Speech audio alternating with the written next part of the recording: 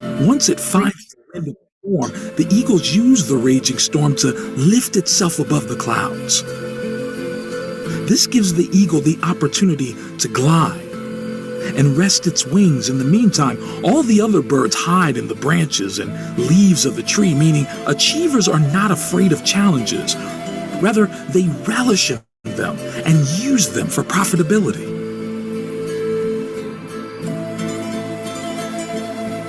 Number 5, eagles never eat dead things. Eagles never eat dead meat.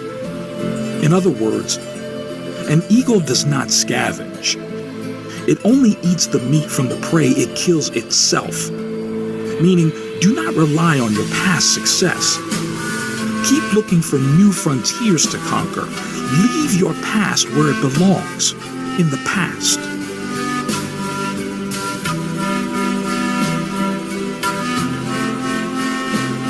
Number 6, eagles prepare for training.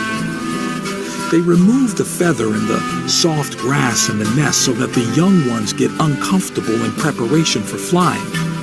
And eventually, they fly when it becomes too unbearable to stay in the nest.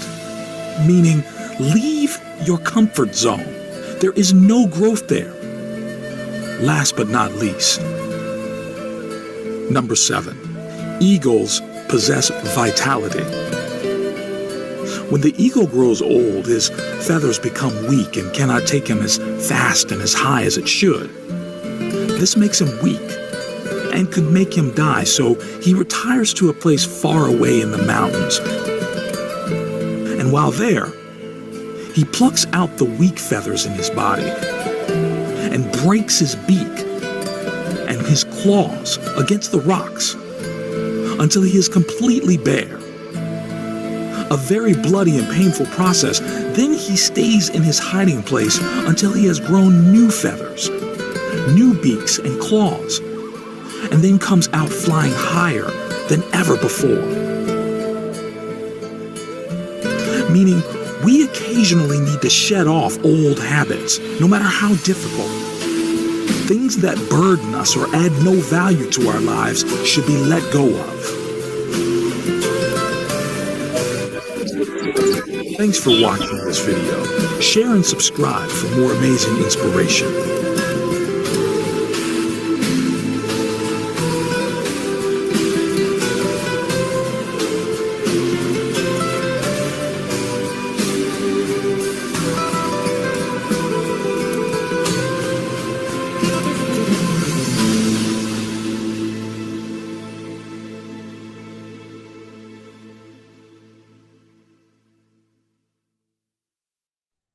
আসসালামু আলাইকুম।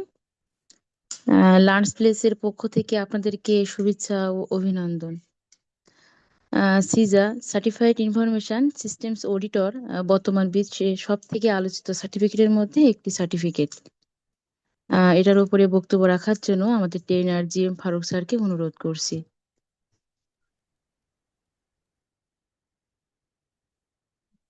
Assalamu alaikum. Thank you very much. First of all, I'd like to give a special thanks to Learns Place to give me the opportunity. And they're professional. As mentioned before, CISA definitely is the most demandable certification in the world. So today I want to cover specific things like the roadmap to CISA certification. That means how can we easily accept this certification. So before starting my session, I want to introduce myself. And this is GM Farooq Ahmed. I'm a certified information system security professional. Beside this, I'm doing some another certification like certified information systems auditor, certified big data professional. I feel proud that as a first Bangladeshi, I contributed in the international framework, ITF Information Technology Audit Framework, as an expert reviewer. Very early in my career, I started as a software engineer, and currently I work as a assistant general manager IT Group Bank PLC. This organization gave me a lots of opportunity to work in different area like core banking solution, data center, data recovery center, ICT security policy. And Alhamdulillah, I work as a director membership ISACA Dhaka chapter. Uh, if you want to learn more details, you can visit my LinkedIn profile, our YouTube channel, as well as my personal website. So all of the professional we are joined here from Bangladesh. That's why for the better understanding, we can deliver to the session, we can conduct to the session, Bengali as well as English. If you have any question anytime, feel free to ask question. Just raise your hand or unmute yourself and ask the question. However, end of the session will allow some slot for the question answer session. So যেমনটা বলছিলাম যে আসলে সিজা হচ্ছে ওয়ার্ল্ডের যতগুলো Renown certification আছে তার মধ্যে সিজা one of the best certification. So আমি আজকে যারা জয়েন করছেন আমরা একটু জাস্ট 2 or 3 মিনিটস এর মধ্যে তাদের এক্সপেকটেশনটা আমি একটু জানতে চাই, তারপরে মূলত আমরা আমাদের ডিসকাশনে যাব। আজকের সেশনটা একটু ডিফারেন্ট ডিফারেন্ট এই কারণে কারণ আমি আসলে সিজার জব মার্কেট যেটা আসলে সিজা আমাদের পার্সোনাল লাইফে কোথায় কাজে লাগানো যেতে পারে, এক্সিস্টিং অর্গানাইজেশন কিভাবে বেনিফিটেড হইতে পারে সেই বিষয়গুলো আমি একটু হাইলাইট করবো। দেন আসলে এই সার্টিফিকেশনটা যদি আমরা অ্যাচিভ করতে চাই তাহলে আমাদের কি করণীয় সেগুলো নিয়ে মূলত আমরা আজকে ডিসকাশন করব। সো যদি আপনারা একটু জাস্ট আনমিউট করে ওয়ান বাই ওয়ান একটু বলেন যে আসলে কে কোথা থেকে বা কে কোন প্রফেশনে আছেন, আপনার এক্সপেকটেশন কি, অথবা আপনি কেন সিজার সার্টিফিকেশনটা করতে চান, সেগুলো নিয়ে আমরা একটু ডিসকাস করে দেন আমরা আমরা 2-3 জন স্যার থেকে একটু ফিডব্যাক নিয়ে দেন আমরা স্টার্ট করে দেবো। সো আফাক ফাতিন নূর। আহ, আসসালামু আলাইকুম ভাইয়া, কেমন জি আছেন? জি জি আলহামদুলিল্লাহ, আপনি কেমন আছেন? ভাইয়া আমি আফাক ফাতিন নূর, স্ন্যাচিস মাহমুদান কোর্টে আইটি এক্সিস্ট্যান্ট ম্যানেজার হিসেবে আছি। ওকে, গ্রেট। তো আমাদের এখানে অডিট সেকশনের কাজগুলি শুরু হবে, তো সেই জন্য মূলত টিচার আমার আসা, এবং সবচেয়ে বেশি অপরচুনিটি, যেটা লার্নিং অপরচুনিটি বেশি টিচারতে, সেটার জন্যই আসা। Great, wonderful. সো আপনি এই প্রফেশনেই আছেন, সো আইটি অডিটের এই জায়গাটা কিভাবে ইমপ্রুভ করা যায় সেটার জন্য আপনি আরো এ করছেন। এরপরে জহিরুল ইসলাম স্যার, আপনি একটু যদি আনমিউট করে কথা বলেন। জি, আসসালামু আলাইকুম। আম- জি, ওয়ালাইকুম আসসালাম। আমি আছি একটা ফার্মাসিউটিক্যালস কোম্পানিতে, আইটি ইনফ্রাস্ট্রাকচার দেখছি আর কি। গ্রেট। তো আমি মূলত হচ্ছে যে সিসা নিয়ে একটু পড়াশোনা টুকটাক নিজে থেকেই করছিলাম, প্লাস হচ্ছে যে আর ভালো মেন্টর খুঁজছিলাম। গুগলিং করার পরে অনেকের সাথে কথা বলছিলাম, কয়েকজনের সাথে কথা বলার পরে হচ্ছে যে শেষ পর্যন্ত আহ, আমি পার্সোনালি লার্ন স্পেসের যিনি আছেন ওনার সাথে কথা বলে আপনার সাথে একটা শিডিউল নিয়েছিলাম। ব্যক্তিগতভাবে কথা বলে ভালো লাগছে, এই জন্যই মূলত হচ্ছে যে আপনার আজকে সেশনে হচ্ছে যে যুক্ত হওয়া। তো এইখান থেকে আমার হচ্ছে যে একটা এক্সপেকটেশন, যে আমি আপনাদের আপনি যেই প্রোগ্রামটা পরিচালনা করেন সেটার সাথে হয়তো যুক্ত হওয়ার ইচ্ছা আছে। মানে হুম, এটা হচ্ছে যে 1 নম্বর বিষয়। 2 নম্বর বিষয় হচ্ছে যে আমার রিয়েল লাইফ অডিট, আমি আইএসও অডিট, কিউএমএস অডিটের সাথে আইটি পার্টটাতে হচ্ছে যে যুক্ত আছি। তো আহ, আমি আইটি যেহেতু ব্যাকগ্রাউন্ড, পরবর্তীতে আইটি অডিট নিয়ে অ্যাডভান্স লেভেলে যে অডিট, বিশেষ করে আইএস অডিটটা, যেটা ন্যাশনাল এবং ইন্টারন্যাশনাল পার্সপেক্টিভে বর্তমানে ভালো একটা ডিমান্ডিং ট্রেন্ডিং এ আছে। তো এই জন্য হচ্ছে যে মূলত আমার ক্যারিয়ারকে একটু অ্যাডভান্স লেভেলে নিয়ে যাওয়ার জন্য মূলত আমি সিসা সার্টিফাইড হতে চাচ্ছি আর কি। এবং কি ব্যক্তিগতভাবে হচ্ছে যে আমি আহ, মানে প্র্যাকটিশনার হতে চাচ্ছি। সহজ বাংলায় যদি মানে বুঝতে এটা হচ্ছে পারছি যে আপনার আমার, জি জি, মানে একদম যে ওই যে পাশ করে আচ্ছা, ইয়া করার জন্য বিষয়টা এরকম না, একদম যাতে হচ্ছে যে আমি প্র্যাকটিশনার হতে পারি। আপনার কাছ থেকে আমার এক্সপেকটেশন হচ্ছে যে আমি মক অডিট করতে চাই আপনার মাধ্যমে, আপনার সাথে থেকে অ্যাজ এ আপনাকে মেন্টর হিসাবে।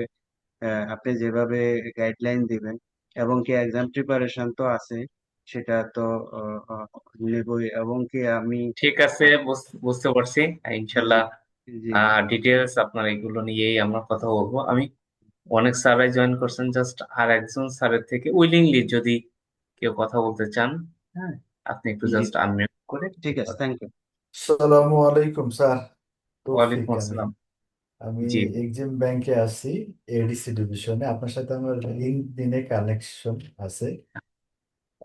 আমি বর্তমানে এফএভিপি হিসাবে আছি এক্সিম ব্যাংকে, এডিসি পার্টটা দেখি। আমি পাশাপাশি বিইউপি তে এমআইএসএস করতেছি, মাস্টার্স অফ ইনফরমেশন সিস্টেম সিকিউরিটিতে। 1 বছর শেষ এই বছর, আর এই বছরটাই আছে।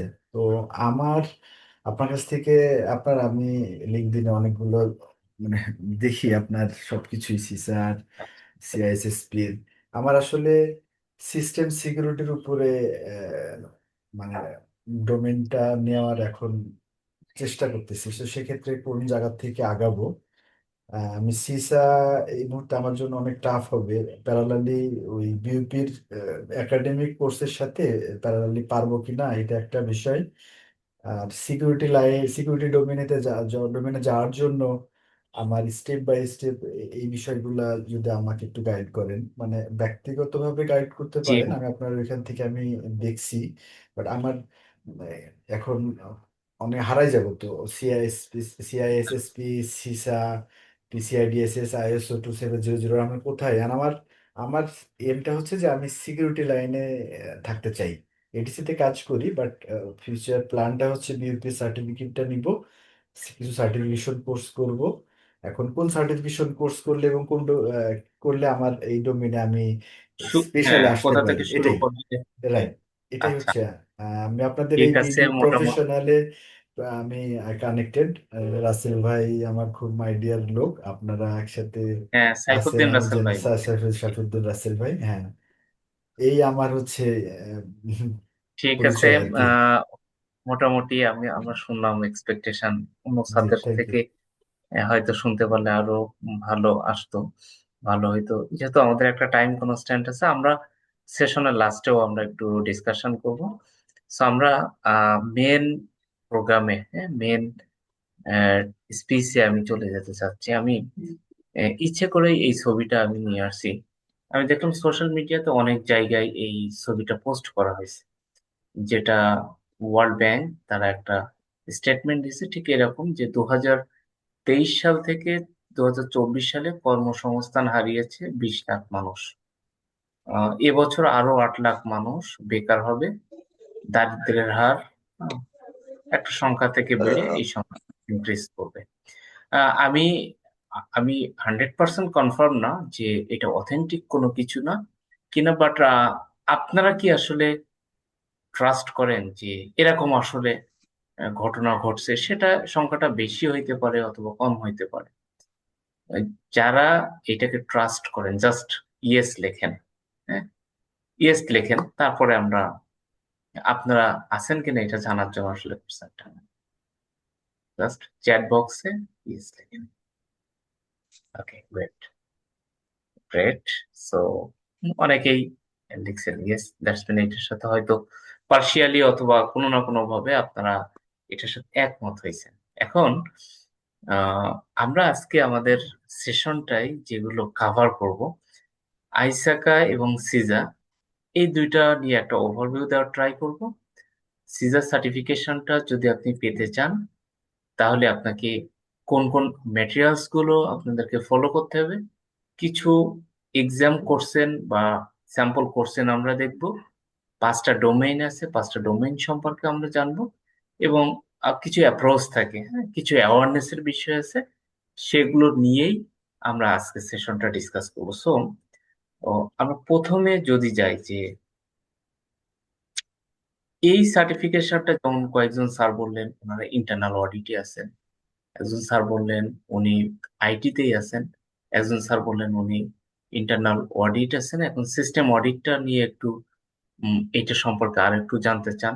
এবং স্যার বললেন যে আসলে ক্যারিয়ার রোড ম্যাপ বা আসলে কোথা থেকে স্টার্ট করা উচিত, কোথা থেকে স্টার্ট করা উচিত। বাট এটার মেন রিজন যেটা সেটা হলো আমরা একদম মিড লেভেলে চলে আসছি আমাদের লাইফের চাকরির জীবনে। বেশ আমাদের একটা এক্সপিরিয়েন্স হয়েছে। আমি লাস্ট উইকে দেখলাম যে আমার কাছে একজন ভদ্রলোক আসলেন জাস্ট ক্যারিয়ার কনসালটেন্সি করার জন্য। উনি অনেক আগে থেকেই আমাকে ফলো করেন, আমার কাছে একটু অ্যাপয়েন্টমেন্ট চান। আমি ওনাকে একটা স্লট দিলাম যে আপনি আসেন, আমরা দুই ভাই মিলে একটু কফি খাই আর আমরা একটু কথা বলি।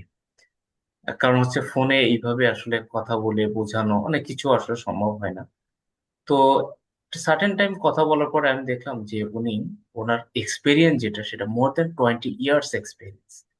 28 বছর একজন মানুষ একটা অর্গানাইজেশনে উনি সময় দিছেন, শ্রম দিছেন, দেওয়ার পরে ওনার চাকরিটা ওই অর্গানাইজেশনে আর নাই। দ্যাটস মিন উনি এখন জবলেস। তো ডেফিনেটলি এটা অনেক প্যাথেটিক্যাল। তো আমি বললাম যে ভাই আপনি আপনার ফ্যামিলির জন্য কি কি করছেন। অনেক অনেক কিছু ডেভেলপ হয়েছে, জায়গা কিনছে, বাচ্চা কাচ্চাদের ভালো জায়গায় পড়াচ্ছে। উম, মোটামুটি ফ্যামিলি খুব এস্টাবলিশড, ভালো অবস্থান আছে। বাট রাইট নাও তার অনেক অ্যাসেট আছে কিন্তু ক্যাশ টাকা নেই। বিষয়টা এরকম। তো আমি বললাম যে আপনি আপনার জন্য কি কি করছেন। তো বললো যে ফারুক ভাই আমার জন্য তো ওইভাবে কিছু করা হয় নাই। মানে আপনার ক্যারিয়ারের জন্য কি করছেন, আপনি কতটুকু আপ টু ডেট থাকছেন, কেন আসলে অর্গানাইজেশন আপনাকে এই পোস্টে দীর্ঘদিন ধরে রাখবে অথবা প্রমোশন দেবে। তো মেন ড্রব্যাক ছিল যেটা, সেটা আমার যেটা মনে হয়েছে যে আসলে উনি ওনার ক্যারিয়ারের পিছনে ইনভেস্ট করেন নাই। হ্যাঁ, যেমন আমি পার্সোনালি এখনো পর্যন্ত আমি আমার টোটাল ইনকামের প্রতি মাসে আমি 10% আমার ক্যারিয়ারের পিছনে ইনভেস্ট করি। ক্যারিয়ারের পিছনে ইনভেস্ট করি সেটা হইতে পারে এরকম যে আমি ইউডেমিতে কিছু কোর্স কিনি, অথবা আমি আমার কমিউনিকেশন স্কিল ডেভেলপ করার জন্য আমি কিছু কোর্স পারচেস করি। তারপরে ফিজিক্যাল কিছু ট্রেনিং আমি নেওয়ার চেষ্টা করি। হ্যাঁ, আমি আমার যে সাইট গুলোতে আসলে মানে আমার উইকনেস আছে, আমি আমার যে মেন্টর আছে তার সাথে আমি কথা বলি, উনি আমাকে কিছু সাজেস্ট করেন, সেই সাজেশন অনুযায়ী আমি ডেভেলপ করি। তো ঠিক একইভাবে এই সার্টিফিকেশনটা আসলে আপনার জন্য অ্যাপ্রোপ্রিয়েট কিনা সেটা আসলে আপনাকে দেখতে হবে। তো এই সার্টিফিকেশনটা মূলত তাদের জন্য যারা একটা অর্গানাইজেশনে বিভিন্ন সিস্টেম নিয়ে কাজ করে। যেমন দেখেন এই কোর্সটার নাম বা সার্টিফিকেশনের নামটা হচ্ছে certified information systems auditor. Information systems বলতে একটা অর্গানাইজেশনের সবকিছু মিলাই, পিপল, প্রসেস বা টেকনোলজি সবগুলো মিলাইই কিন্তু আমার এই ইনফরমেশন সিস্টেমস গঠিত হয়।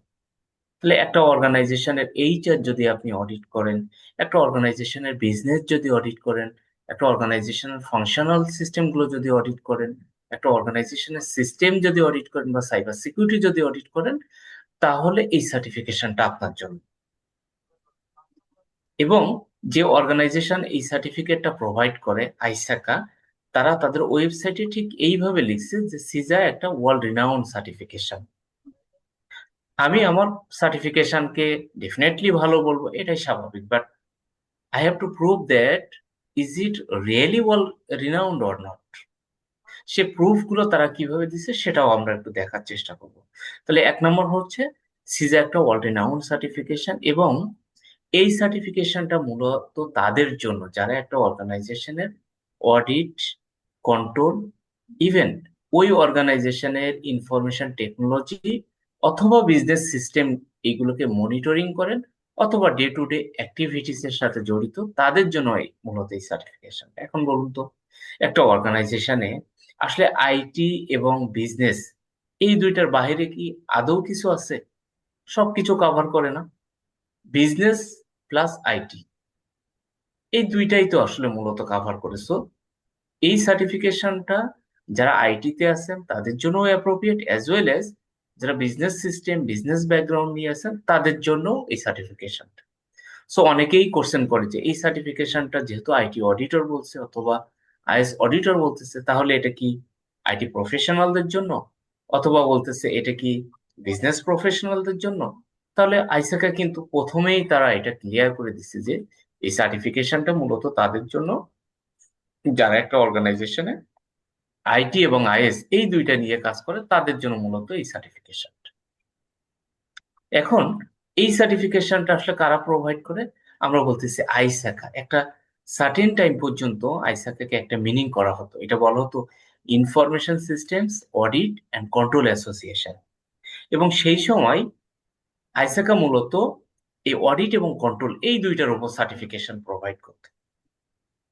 বাট নাও এ ডেজ আইসাকা কিন্তু অল অ্যারাউন্ড 8টার বেশি সার্টিফিকেশন তারা প্রোভাইড করে বিভিন্ন ডোমেইনে, সাইবার সিকিউরিটি, রিস্ক ম্যানেজমেন্ট, তারপর গভর্নেন্স, ইআই, বিভিন্ন বিষয়ের উপর সার্টিফিকেশন প্রোভাইড করছে। But they provide CISA certification from 1978, 1978 সাল থেকে।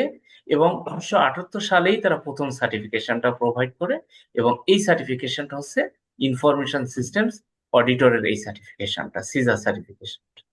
এবং এই সিজার সার্টিফিকেশনটা স্টার্টিং থেকে আজ পর্যন্ত ওয়ার্ল্ডের আইটি অডিটের জন্য সব থেকে বেস্ট সার্টিফিকেশন, সব থেকে ভালো সার্টিফিকেশন আইটি অডিটের জন্য। এবং এই সার্টিফিকেশনটার জন্য আমরা যদি বলি যে কিভাবে এই যে ওয়ার্ল্ড রিনাউন্ড অথবা বেস্ট সার্টিফিকেশন, আমরা যেরকম মাঝে মাঝে এরকম করি না যে আমরা দেখি যে ওয়ার্ল্ডের ইউনিভার্সিটি গুলো র্যাঙ্কিং এর মধ্যে আমাদের ঢাকা ইউনিভার্সিটি অথবা বুয়েট তার পজিশন কত, এরকম দেখি না?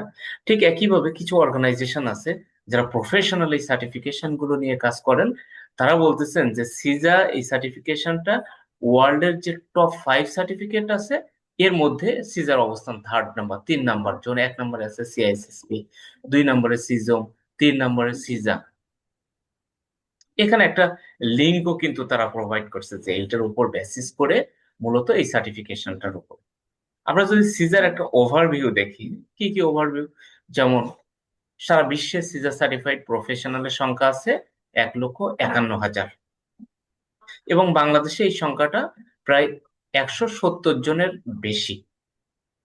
এই 170 জনের বেশি আমি জানি কারণ হলো আইসাকা বাংলাদেশের যে চ্যাপ্টারটা আছে, এই চ্যাপ্টারে আমি ডিরেক্টর মেম্বারশিপ হিসেবে আমি এখানে কাজ করতেছি। একটা ভলেন্টিয়ারি অর্গানাইজেশন, জাস্ট কমিউনিটিতে আইসাকাকে এটাকে একটু অ্যাওয়ারনেস তৈরি করা, প্রফেশনাল যারা আছে তাদের একটু মেম্বারশিপ, সার্টিফিকেশনের কোনো ইস্যু যদি থাকে সেগুলো একটু রিজলভ করা, জাস্ট এই হেল্পিং হ্যান্ড হিসেবে আমি এইখানে আপনাদের খেদমতে আছি।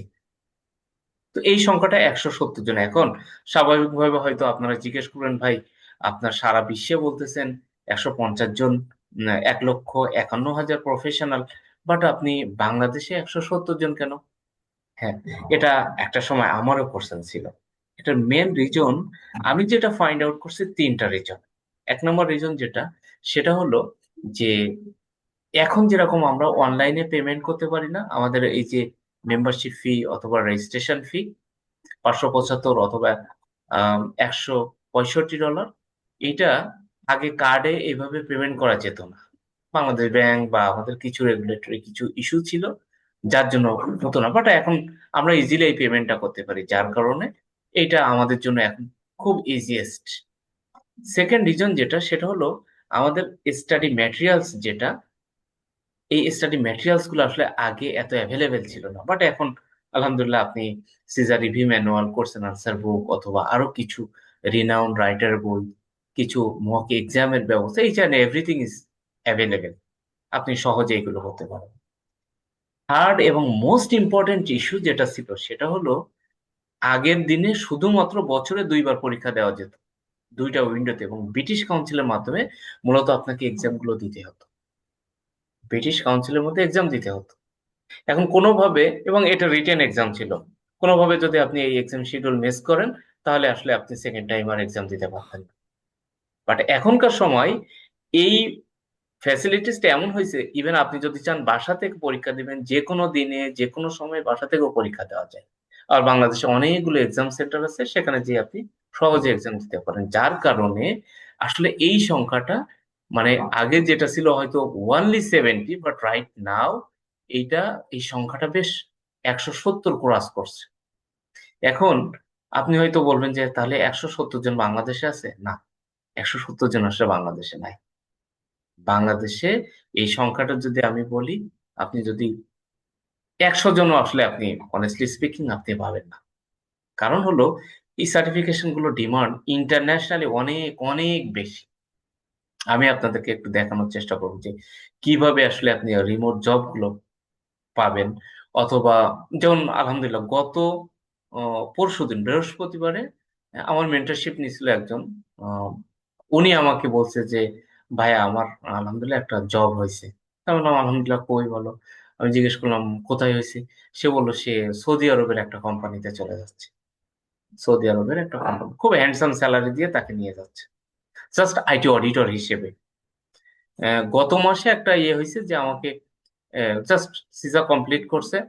সে আমাকে বলছে ভাই আমাকে একটা জবের জন্য ইয়ে করেন, একটা অর্গানাইজেশন আমাকে বলছে ভাই আমাকে ইমিডিয়েট একজন সিজা সার্টিফাইড প্রফেশনাল লাগবে, স্যালারি কত দিবেন। সে আমাকে বললো যে 1,10,000। বললাম ভাই মিনিমাম তো 1,20,000 টাকা দেওয়া লাগে। হ্যাঁ, 1,20,000 টাকা দিয়ে সে স্যালারিতে ঢুকছে। এগুলো বাস্তব, এগুলো মানে গল্প নয়। আপনি দেখবেন আপনারা জাস্ট এখনো যদি আপনার ইয়ে করেন আমাদের বিডি জবসে, দেখবেন যে আশা যে এনজিও আছে তারা সেকেন্ড অথবা perhaps third time IT auditor CISA certified professional তারা খুঁজতেছে, বাট এখনো পর্যন্ত তারা পায় নাই। কারণ কারণ এই ধরনের প্রফেশনাল আমাদের নাই। যেটা আমরা অ্যানালাইসিস করে দেখেছি আমাদের চ্যাপ্টার থেকে, আমাদের দেশে মিনিমাম 1,000 প্রফেশনাল লাগবে, বাট সেখানে আছে অল অ্যারাউন্ড ওনলি 100। তার মানে এই জায়গাটায় আসলে কিন্তু আপনার মানে টাইমটা ইনভেস্ট করার অনেক সুযোগ। আপনি হয়তো বলবেন যে তাহলে কোথায় আসলে এই জবগুলো হয়। নাম্বার ওয়ান হচ্ছে ফাইন্যান্সিয়াল অর্গানাইজেশন। আপনি ব্যাংকে এই চাকরিটা খুব demand, private bank, government bank. 61 শুধুমাত্র ব্যাংক আছে বাংলাদেশে, এনবিএফআই তো বাদ দিলাম। তাহলে আমার এই ব্যাংকে অডিট ফার্ম গুলো, এনজিও, বিদেশি অর্গানাইজেশন, বিশেষ করে ইন্টারন্যাশনাল অর্গানাইজেশন যেটা, এবং আরো একটা বড় ফিল্ড হচ্ছে যেটা, সেটা হচ্ছে টেলিকম ইন্ডাস্ট্রি যেগুলো। কারণ হচ্ছে আইটি অডিটর। ইভেন আপনি দেখবেন এখন প্রমোশনের জন্য, যেমন গত 18 তারিখে একটা গেজেট হয়েছে, আপনারা দেখছেন কিনা, যে ব্যাংকের সিনিয়র ম্যানেজমেন্ট বিভিন্ন লেভেলের ম্যানেজমেন্টের জন্য আপনার এই সিজা সার্টিফাইড যাদের প্রফেশনাল যারা, যাদের সার্টিফিকেট আছে তাদের জন্য প্রেফারেবল। একটা সার্টেন টাইম পরে দেখবেন প্রমোশনের সময় আপনার আপনার কলিগ, দেখবেন আপনার কম্পিটিটর যারা, সবাই দেখবেন সেম পয়েন্ট আছে। তাহলে ম্যানেজমেন্ট কিভাবে সিদ্ধান্ত নেবে যে কাকে প্রমোশন দেবে? তারা বলছে যে আমি প্রেফার করব তাদের যাদের এই ধরনের সার্টিফিকেশন আছে। সো এটা হচ্ছে একটা খুব ভালো একটা অপরচুনিটি বাংলাদেশে আছে এখনো পর্যন্ত। আমরা স্যালারির কথা বলছিলাম। ইন্টারন্যাশনালি যদি আপনি দেখেন যে all around 110K, 1,10,000 US dollar per annum একজন CISA certified professional minimum, average, sorry minimum average salary. এটা আসলে মানে এটা অপব্যাখ্যা দেওয়ার সুযোগ নাই, কারণ মানে I take each and every information from the ISACA website. When you visit isaca.org, you will get similar types of information there. এবং বাংলাদেশের ক্ষেত্রে আমরা বললাম কি এভারেজ স্যালারি পার মান্থ 1,20,000 টাকার নিচে আসলে আমরা এইভাবে দেখি নাই। আমরা আইসাকার এই যে বললাম না যে ওয়ার্ল্ড রিনাউন্ড একটা সার্টিফিকেশন, তার আরেকটা রিজন হলো যে সিজা এটা এনসিএ ক্রিয়েটেড একটা সার্টিফিকেশন।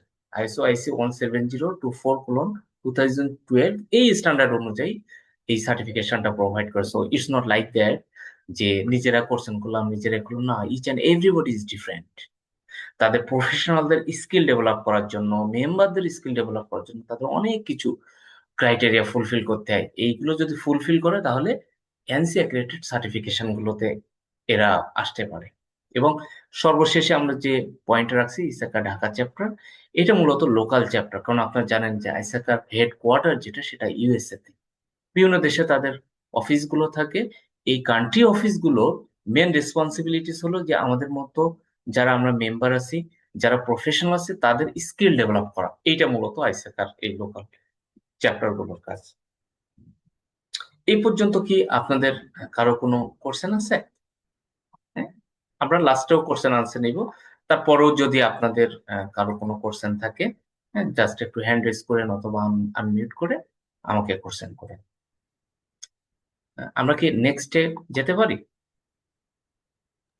জি। জি যান স্যার। থ্যাংক ইউ, থ্যাংক জি ইউ। ভাই। সো এখন আহ, আমি একটু এই জায়গাটায় দেখি, হ্যাঁ। আচ্ছা, আরেকটা জিনিস, একটা কাজ করলে কেমন হয়, এই যে আসলে আপনারা মনে মনে হয়তো আমাকে বলতেছেন যে ভাই আসলে কি এটা সত্য, তাই না, এরকম যে আসলে কি সিজার সার্টিফাইড প্রফেশনাল আমি কেন হব, কেন আমার সিজার সার্টিফিকেশন প্রয়োজন, হ্যাঁ। এটা মানে অনেস্টলি স্পিকিং যদি আমাকে জিজ্ঞেস করেন তাহলে আমি বলবো ভাই আমি তো আসলে ফ্যামিলি নিয়ে আছি, আমার তো এক্সট্রা কিছু ইনকাম দরকার। এই এক্সট্রা ইনকামের জন্য আপনি পার্ট টাইম এই টিউশনি না করে, ওই ফলের দোকানে চিন্তা না করে, আমরা প্রফেশনাল মানুষ প্রফেশনালি আসলে আমরা কিছু আর্ন করতে পারি।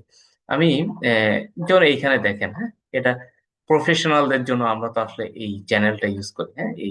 এটা আমি যদি জাস্ট এখানে একটা জিনিস লিখি, যেমন বলতেন সিজা সিজা জব, সিজা job, certified information systems auditor, সিজা জব। আমরা আমার স্ক্রিনটা কি দেখতে পাচ্ছেন আপনারা? জি, দেখা জি যায়। ভাই, স্ক্রিন দেখা যাচ্ছে। সো যেমন এখানে দেখেন, হ্যাঁ, সিরিয়াস জবের প্রথমে আসছে দেখেন সিকিউরিটি অ্যানালিস্টের, এইটা হচ্ছে মিউচুয়াল ট্রাস্ট ব্যাংক। তারপর এইখানে ঢাকাতে আর একটু জব, এইখানে আছে যেমন ইনফরমেশন সিস্টেম সর্ট। এই যে আমি একটু আগে আপনাদের বলতেছিলাম না যে রিঅ্যাডভার্টিসমেন্ট হয়েছিল এই যে আশাতে, হ্যাঁ, এই দেখেন ইনফরমেশন সিস্টেমস অডিটর রিঅ্যাডভার্টিসমেন্ট তারা লিখেই দিছে, হ্যাঁ।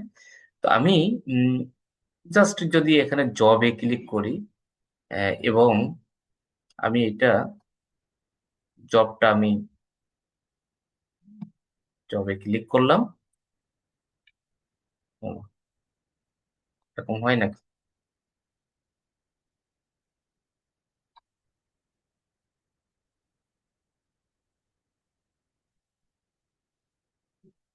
আচ্ছা, আসছে।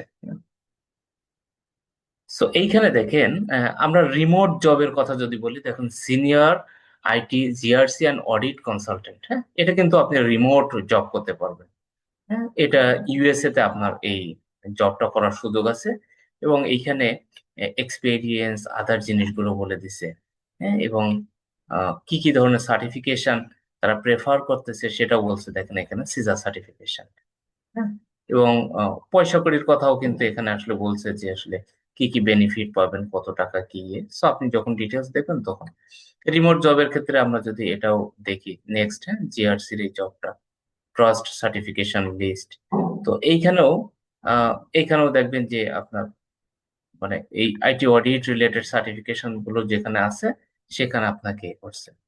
আমরা ইউএসএ, অথবা আমি যদি এইখানে এখানে সার্চ দিই, ফর এক্সাম্পল আপনি কোথায়, মিডিল ইস্টে, হ্যাঁ, দুবাই নাকি, ভাই একটু দুবাই। ইন্টারাপ্ট করলাম আপনাকে ভাই, জিআরসি টা কি ভাই মূলত? জিআরসিটা হলো এই যে গভর্নেন্স, রিস্ক আর কমপ্লায়েন্স, গভর্নেন্স, রিস্ক আর কমপ্লায়েন্স, এই তিনটা সমন্বয়। তো জিআরসির জন্য মানে এই আইটি অডিট, রিস্ক অ্যাসেসমেন্ট, এইগুলো মানে আমরা যদি বলি তো 80% কাভার করে সিজা সার্টিফিকেশন, যার কারণে ওরা মূলত আপনাকে এইগুলো, যেমন লিড সিকিউরিটি রিস্ক অ্যানালিস্ট, হ্যাঁ, এটা হচ্ছে আমরা দেখতেছি যে এখন ইউনাইটেড আরব আমিরাত, হ্যাঁ, দুবাইতে। তো সে জায়গাগুলোতেও জন্য আমরা যদি ওই সার্টিফিকেশন গুলো দেখি দেখবেন যে জিআরসির অথবা এই সিজা সার্টিফিকেশন, এই সার্টিফিকেশন গুলোকে তারা প্রেফার করে। আমরা যদি দেখি এখানে যেমন এটাও একটা রিমোট জব। তো আপনি যখন এখানে অ্যাপ্লাই করবেন, ম্যাক্সিমাম ক্ষেত্রে হয় কি ওরা আপনাকে যখন ইন্টারভিউ নেয় তখন তারা আপনাকে জিজ্ঞেস করে ভাই তুমি কি আসলে ফিজিক্যালি এখানে আসতে পারবা মাঝে মাঝে, বা তুমি ফ্লাই করতে পারবা কিনা। তো ইজিলি তখন আসলে আপনি একবার দুইবার গেলে তখন ওরা আপনাকে ইয়ে করে। আর যেমন লাস্ট মান্থে আমাকে একটা অফার আসছিল, ওইটার অ্যামাউন্ট অনেক ছিল। উম, ওইটা হচ্ছে আমাকে যেটা অফার করছে ওরা, ওরা বলছে যে 60,000 সৌদি আরবের যে রিয়াল যেটা আছে, তো 60,000 মানে মাসে কত, 18 লাখ টাকার মতো থাকা খাওয়া ওদের। বাট প্রজেক্টটা হচ্ছে শর্ট টার্মের জন্য, যেহেতু আমি একটা মানে এটা হচ্ছে একটা সার্ভিস করি, যার কারণে কিন্তু আমি ওইটা মুভ করি নাই বা করতে পারি নাই। তো আমি তাকে বলছি যে তোমার যদি রিমোট হয় তাহলে তুমি আমাকে জানাও, আমি এটা ট্রাই করবো। তো তারা বলছে যে আমাকে আপডেট করবে। তো এইটা কি, এটা কিন্তু আসলে দেখেন এই ছোট্ট ছোট্ট আসলে সার্টিফিকেশনের কারণেই কিন্তু আসলে এই অফার গুলো আপনি ইজিলি এইগুলো নিতে পারেন। তারপরে যদি আমরা নর্মালি আরেকটা জিনিস যদি দেখি, দেখেন মনে করেন আমরা CISA job in Australia, CISA job in Australia, Australia আমরা আপনাকে কি ফ্যামিলি সহ বলছিল স্যার দুবাই না না আসতে? ফ্যামিলি, ফ্যামিলি বলতে কি ওরা থাকা খাওয়ার ব্যবস্থা করবে, বাট ওরা বলছে যে মানে এটা সিঙ্গেল। আর ফ্যামিলি নিয়ে যদি যাই তাহলে আমাকে বলছে যে ফ্যামিলি নিয়ে আসলে আমাকে হচ্ছে ওই ফ্যামিলির এক্সপেন্সটা বেয়ার করতে হবে, বাট আমার জন্য তাদের যে বাজেট, সে বাজেটটা তারা ইয়ে করবে। হ্যাঁ, তারা যেটা আমার জন্য যেটা সেটা দেবে, আমার খরচটা দেবে, বাট আমার ফ্যামিলির খরচ তারা বলছে যে না, এটা ফ্যামিলির খরচ আমাকে করতে হবে। স্যার তো এইটা হচ্ছে যে স্যার জি, আপনাকে সিসা আগে না সিআইএসএসসি আগে স্যার? আমি যেটা খরচ- বলি, আমি সবসময় প্রেফার করি যে আপনি আগে সিজাটা করবেন। হ্যাঁ, আগে সিজাটা করলে সুবিধা হয় কি, সিজা থেকে 20টার মতো কোশ্চেন আপনি সিআইএসএসপি তে পাবেন। যেমন আমি যখন নিজেই এক্সাম দিই, আমার তো আসলে এরকম মেন্টরশিপের তখন এরকম সুযোগও ছিল না। তো আমি টুকটাক করে পড়তাম, একটু জানার ট্রাই করতাম। আমি সিজা পরীক্ষা দেওয়ার পরে আমি শুনছিলাম যে সিআইএসএসপি তে যদি ইজি কোশ্চেন আসে তাহলে আসলে ফেলের সম্ভাবনা বেশি থাকে। তো আমার পরীক্ষার হলেই আমার মনটা খুব খারাপ হয়ে গেছিল। কারণ আমি তখন আসলে সিজার মেন্টরশিপও দেই, আমার কোশ্চেন গুলো কেন জানি সহজ আসতেছে। তো সহজ আসতেছিল কারণ হলো আমি দেখলাম যে আসলে এই কোশ্চেন গুলো আমি ডে টু ডে প্র্যাকটিস করি অথবা মেন্টরশিপের জন্য শেখাই। হ্যাঁ, যার কারণে এটা ইজিলি আমার কাছে ইজিয়েস্ট মনে হয়েছিল। দ্যাটস আমি সব সময় মানে প্রেফার করি, যেমন সিজার জন্য আপনার 3 মান্থ ইজ এনাফ, 3 মাস প্র্যাকটিস করলে আলহামদুলিল্লাহ আপনি পাস করতে পারেন।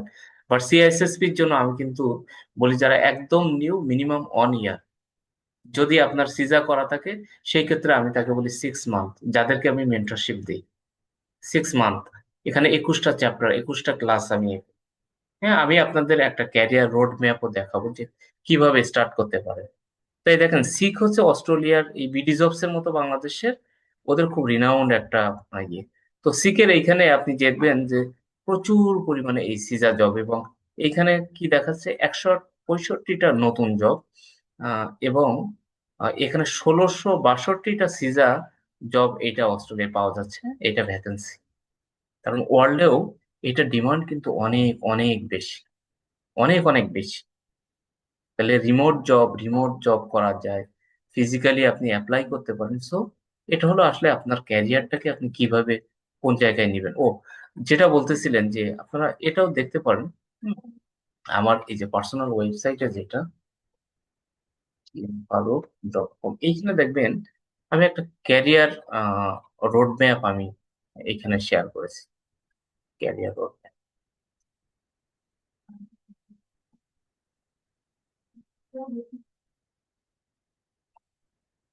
সাইবার সিকিউরিটি, যে এটা সার্টিফিকেশনের জন্য। যেমন ইনিশিয়াল লেভেলে আসলে আপনাকে দেখতে হবে যে আপনি কোন জায়গাটায় আছেন। যেমন আপনি একদম বিগিনার লেভেলে যদি থাকেন তাহলে কমটিএস সিকিউরিটি প্লাসটা আপনি এখানে করতে পারেন। অ্যাডভান্স কমসিয়াটা লেভেল, হ্যাঁ হ্যাঁ, কনসিয়াসের তো কয়েকটা পার্ট আছে স্যার, এই যে প্লাস এ প্লাস নেটওয়ার্ক সিকিউরিটি। এইটা আপনি সিকিউরিটি প্লাস এটা হচ্ছে আপনি শুরু করতে পারেন। হ্যাঁ, আবার মনে করেন আপনার যদি এখন মোর দ্যান 5 ইয়ার্স এক্সপেরিয়েন্স হয়, সেই ক্ষেত্রে আমি আপনাকে প্রেফার করবো আপনি সিজা করবেন, দেন সিআইএসএসপি করবেন। বুঝতে হ্যাঁ, পারছি স্যার, তো জি। এটা হলো জাস্ট মানে এটাও একটা বিষয় যে আপনি আসলে কোন জায়গা থেকে স্টার্ট করতে হবে, এটাও কিন্তু একটা বিষয়। আমরা তো আসলে অনেকে অনেক কিছু শিখি, বাট আপনাকে শিখতে হবে এভাবে। এখন তো আমরা জবের জন্য করব না, আমরা যেন প্রফেশনালি এইটা যেন আমরা কাজে লাগাইতে পারি। কারণ ইন্টারভিউ বোর্ডে যখন বসবে, আমরা তো আলহামদুলিল্লাহ আমারও মাঝে মাঝে সুযোগ হয় যখন মানে দুই একটা ইন্টারভিউ করার জন্য। আমি এরকম অনেককেই দেখছি যে সিজা পাস করার পরে তারপরে হচ্ছে বলছে ভাই আপনার ক্লাসগুলো আমি করতে চাই না। আপনি ভাই প্রফেশনাল, আপনি সার্টিফাইড হয়েছেন, তাহলে এখন কেন ক্লাস করবেন? না, এগুলো আসলে দরকার আছে, একটু সময় দরকার আছে, আমার তো ওইভাবে হয় নাই। তারপর আমি বুঝি যে আসলে সামহাও সে পাস করছে, বাট প্রফেশনাল এই জায়গাটায় আসলে তারা মানে ওই ইনপুটটা দিতে পারে নাই। হ্যাঁ, কারণ প্রফেশনাল জাজমেন্ট যদি আপনার ভালো না হয়, তাহলে কিন্তু আপনি যে কোনো একটা আনওয়ান্টেড সিচুয়েশনে আপনি কি ডিসিশন দিবেন, এটা কিন্তু আপনি মানে পারবেন না। হ্যাঁ, সো এইখানে আপনাকে কি কি ম্যাটেরিয়ালস আসলে আপনাকে ফলো করতে হবে। এক নম্বর হচ্ছে সিজা রিভিউ ম্যানুয়াল। এটা হচ্ছে বাইবেল বলি সিজা এক্সামের জন্য। এটা আপনাকে দেখতেই হবে। এটা মিনিমাম 2 টাইমস আপনাকে বুঝে পড়তে হবে। এটা বুঝে পড়তে হবে, কারণ আপনি যত কোশ্চেন আমাদের সিজা এক্সামে আছে, সব কোশ্চেন গুলো এখান থেকে আসে, এই সিজা এই রিভিউ ম্যানুয়াল থেকে আসে। তাহলে এটা কি, এটা হচ্ছে আমার ফার্স্ট ফার্স্ট স্টাডি ম্যাটেরিয়াল, যেটা সেটা হচ্ছে এই সিজা রিভিউ ম্যানুয়াল। সেকেন্ড ডকুমেন্ট যেটা, সেটাকে আমরা বলি হ্যাঁ সিজা official question answer and explanation manual. এই ম্যানুয়ালটা কি, এখানে কিছু স্যাম্পল কোশ্চেন দেওয়া আছে। স্যাম্পল কোশ্চেন কিছু বলতে 1000-এর মতো। আপনি এখান থেকে ফাইনাল এক্সামে একটা কোশ্চেনও পাবেন না। তাহলে আপনি 1000 কোশ্চেন কেন পড়বেন? কারণ হলো এই 1000 কোশ্চেন যখন আপনি সলভ করবেন, প্রত্যেকটা কোশ্চেনের 4টা করে অপশন, এবং এই 4টা অপশন থেকে কারেক্ট অপশন যেটা সেটার এক্সপ্লেনেশন আছে, আবার ইনকারেক্ট যে 3টা সেটার এক্সপ্লেনেশনও আপনার এখানে আছে। তাহলে একটা এক্সামের যদি আপনি 1000 কোশ্চেনের জন্য 4000 অপশন, মানে 4000 কিওয়ার্ড সম্পর্কে, 4000 মানে পয়েন্ট সম্পর্কে আপনি জানেন, তাহলে এটা আপনার এক্সামে পাস করার জন্য সুবিধা হয়। এই 2টা ডকুমেন্ট পড়লেই দ্যাটস এনাফ। এবং থার্ড নাম্বার ডকুমেন্ট, এটা হলো তারা একটা সফটওয়্যার প্রোভাইড করে, যেটা এই সেকেন্ড ডকুমেন্টের একটা কপি, বাট এটা হচ্ছে একটা সফটওয়্যার যেখানে আপনি প্র্যাকটিস করতে পারবেন সফটওয়্যারের মাধ্যমে। আর সেকেন্ড ডকুমেন্ট যেটা, এই ডকুমেন্টটা হচ্ছে আপনার, এটা মূলত আপনার এই ধরনের ডকুমেন্ট যেখানে আপনার পিডিএফ, হ্যাঁ, অথবা প্রিন্টেড কপি আপনি ইয়ে করতে পারেন। So I always prefer any 2 documents. আপনি যেটা আমরা লাঞ্চ প্লেস থেকে আপনাদের প্রোভাইড করি, এই ডকুমেন্ট 2টা, ইভেন আমরা একটা সফটওয়্যারও আপনাদেরকে প্রোভাইড করি। হ্যাঁ, এবং এইখানে দেখেন এই যে আমরা ডকুমেন্টের এই, তাহলে কি হলো, এখানে কিন্তু 2টা ম্যাটেরিয়ালস আপনি ফলো করবেন। একটা হচ্ছে সিজা রিভিউ ম্যানুয়াল আর সিজা কোশ্চেন আনসার ম্যানুয়াল। এখন স্বাভাবিকভাবে কিন্তু একটা কোশ্চেন আপনার মনে আছে যে এই সার্টিফিকেশনটা এমন কি সার্টিফিকেশন যেটা এত টাকা আপনার স্যালারি হবে, বাংলাদেশের অর্গানাইজেশন আপনাকে লুফে নেবে, ইন্টারন্যাশনালি এত ল্যাকিংস, কি সার্টিফিকেশন এটা? হ্যাঁ, এটা আমাদের হয় না।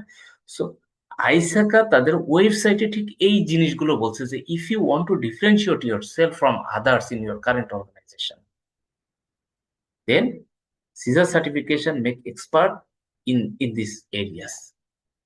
তারা খুব ক্লিয়ারলি বলছে, দেখেন, whether you are seeking a new career opportunity, আপনি যদি নতুন ক্যারিয়ার অপরচুনিটি, মানে কি, আপনি মনে করেন যে আপনি এতদিন ধরে সিস্টেম নিয়ে কাজ করতেছেন, আপনি অনলি ইন্টারনাল অডিট নিয়ে কাজ করতেছেন, আপনি ক্যাশে কাজ করছেন, অথবা একঘেয়েমি একটা কাজ করতেছেন যেখানে আসলে অর্গানাইজেশনের জন্য আপনি বার্ডেন হয়ে যাচ্ছেন। আপনি একই কাজ এখন করতেছেন, প্রমোশন দেওয়ার পরও সেই কাজ করবেন, তাহলে কেন ম্যানেজমেন্ট আপনাকে প্রমোশন দেবে? এটা দয়া দাক্ষিণ্যের জন্য? এই যেমন গত দিনে একটা ইয়ে পড়লাম, আমার ভালো লাগছে কথাটা, একজন এইভাবে লিখছে যে যে একজনকে যদি হত্যা করা হয়, এই হত্যার জন্য কাউকে কিছু টাকা দেওয়া অথবা তার বাসস্থানের ব্যবস্থা করে দেওয়া, হ্যাঁ, রাষ্ট্র তো আসলে কোনো একটা ইন্স্যুরেন্স কোম্পানি না।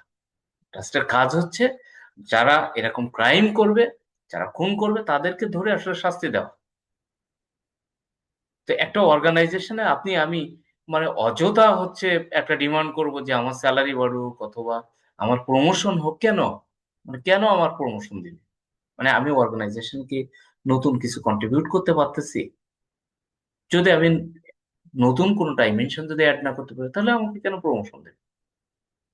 সো সিজার সার্টিফিকেশন যদি আপনি করেন, তাহলে আপনি এই জায়গা থেকে আপনি নতুন মাত্রা, IT audit, information systems audit, শুধুমাত্র অডিট না, অডিটরদেরকে হেল্প করা, কমপ্লায়েন্স মিটিগেট করা, এই কাজগুলো আপনি করতে পারবেন। Or striving to grow within your current organisation, অথবা আপনার বর্তমান অর্গানাইজেশনে যদি বেটার কিছু করতে চান, তাহলে সিজার সার্টিফিকেশন আপনার নিচের এই 5টা এরিয়াতে আপনাকে এটা মূলত আপনাকে এক্সপার্টাইজ করবে, এবং এই এগুলোকে আমরা বলি এক ডোমেইন। হ্যাঁ, ডোমেইন, এটা ফার্স্ট ডোমেইন, 5টা ডোমেইন, সেকেন্ড ডোমেইন। এইখান থেকে এই যে 18%, 12%, 26%, এটা কি? এটা হচ্ছে কোর্সেন পাবেন আপনি। অ্যাজ ফর এক্সাম্পল, আপনি থার্ড ডোমেইন থেকে কোর্সেন পাবেন 12%। 12% বলতে কি? 18টা কোর্সেন পাবেন। 150টা কোর্সেনের মধ্যে 18%, 18টা কোর্সেন পাবেন আপনি এখান থেকে। তো প্রথম ডোমেইনে কি বলে? প্রথম ডোমেইনে আমাদেরকে শেখায় যে কিভাবে একটা ইনফরমেশন সিস্টেমসকে অডিট করতে হয়, পিপল প্রসেস টেকনোলজিকে কিভাবে অডিট করতে হবে। আমরা একটু পরে একটু ডিটেলস দেখবো।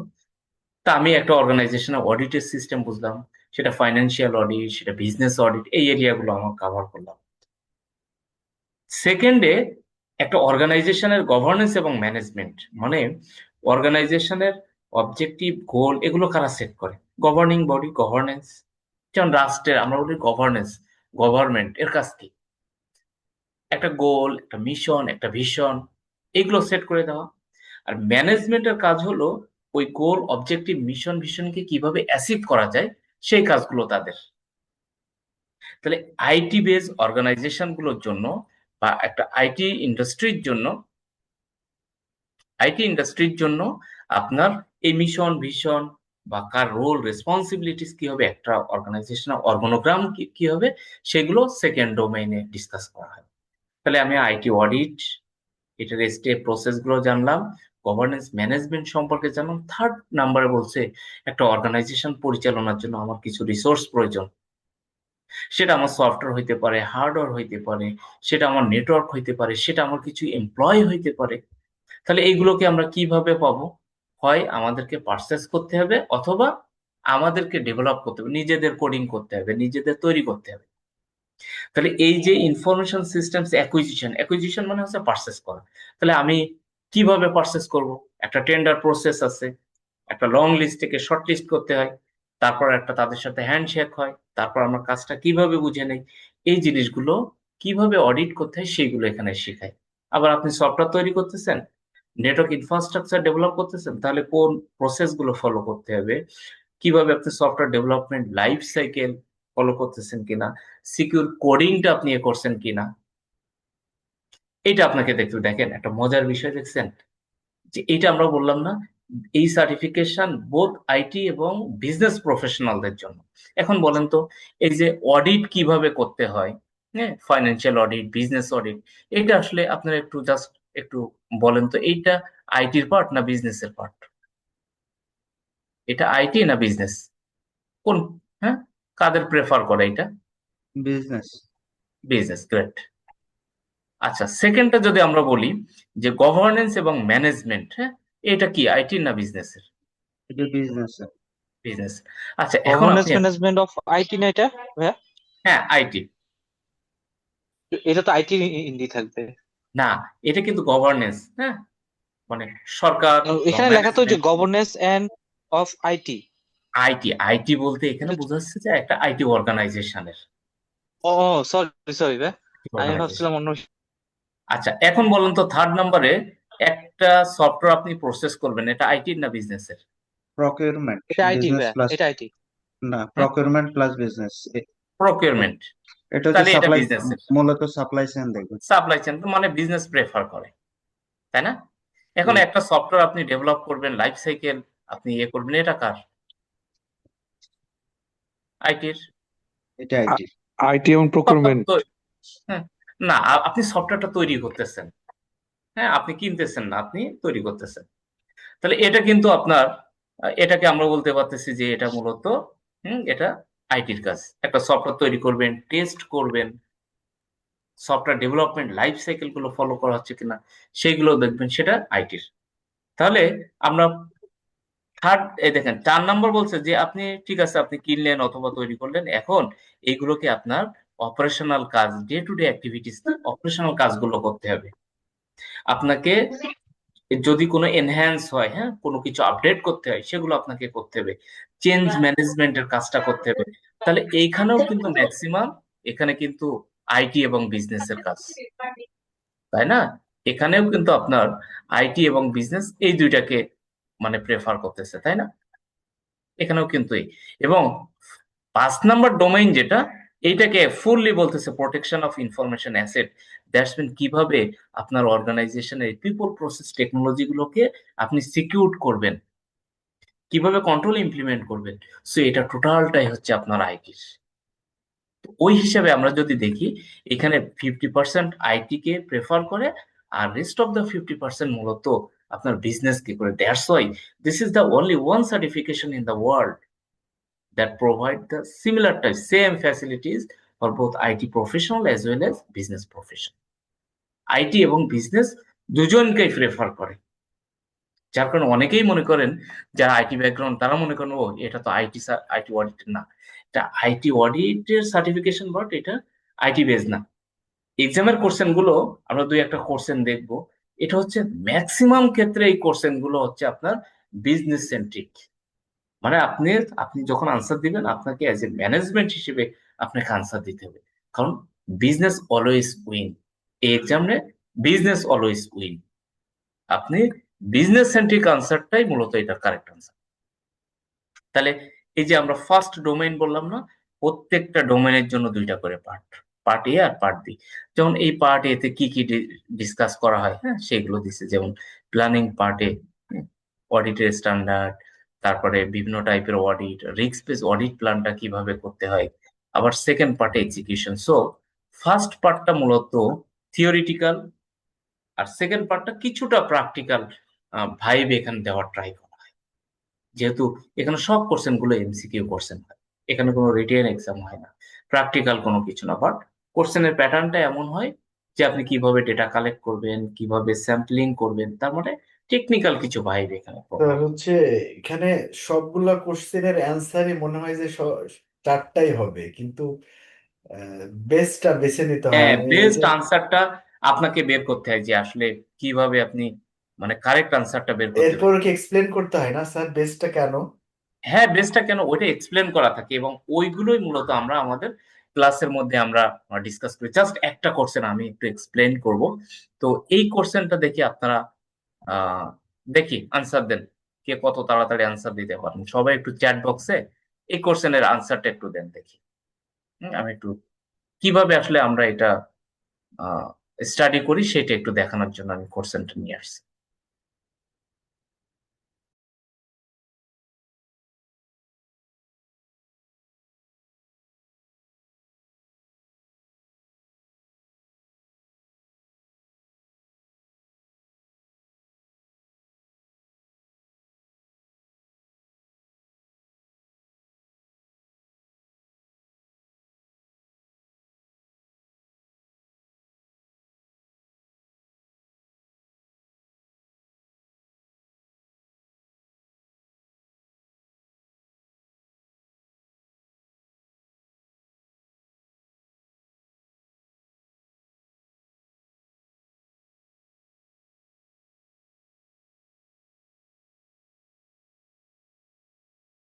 ওকে, গ্রেট। সো 5 জন স্যার 6 জন স্যার আনসার দিছে না, 6 জন আনসার দিয়েছেন। আমরা ডি এবং সি, তার মানে এ সি ডি তিনটা অপশন আমাদের এখানে আসছে।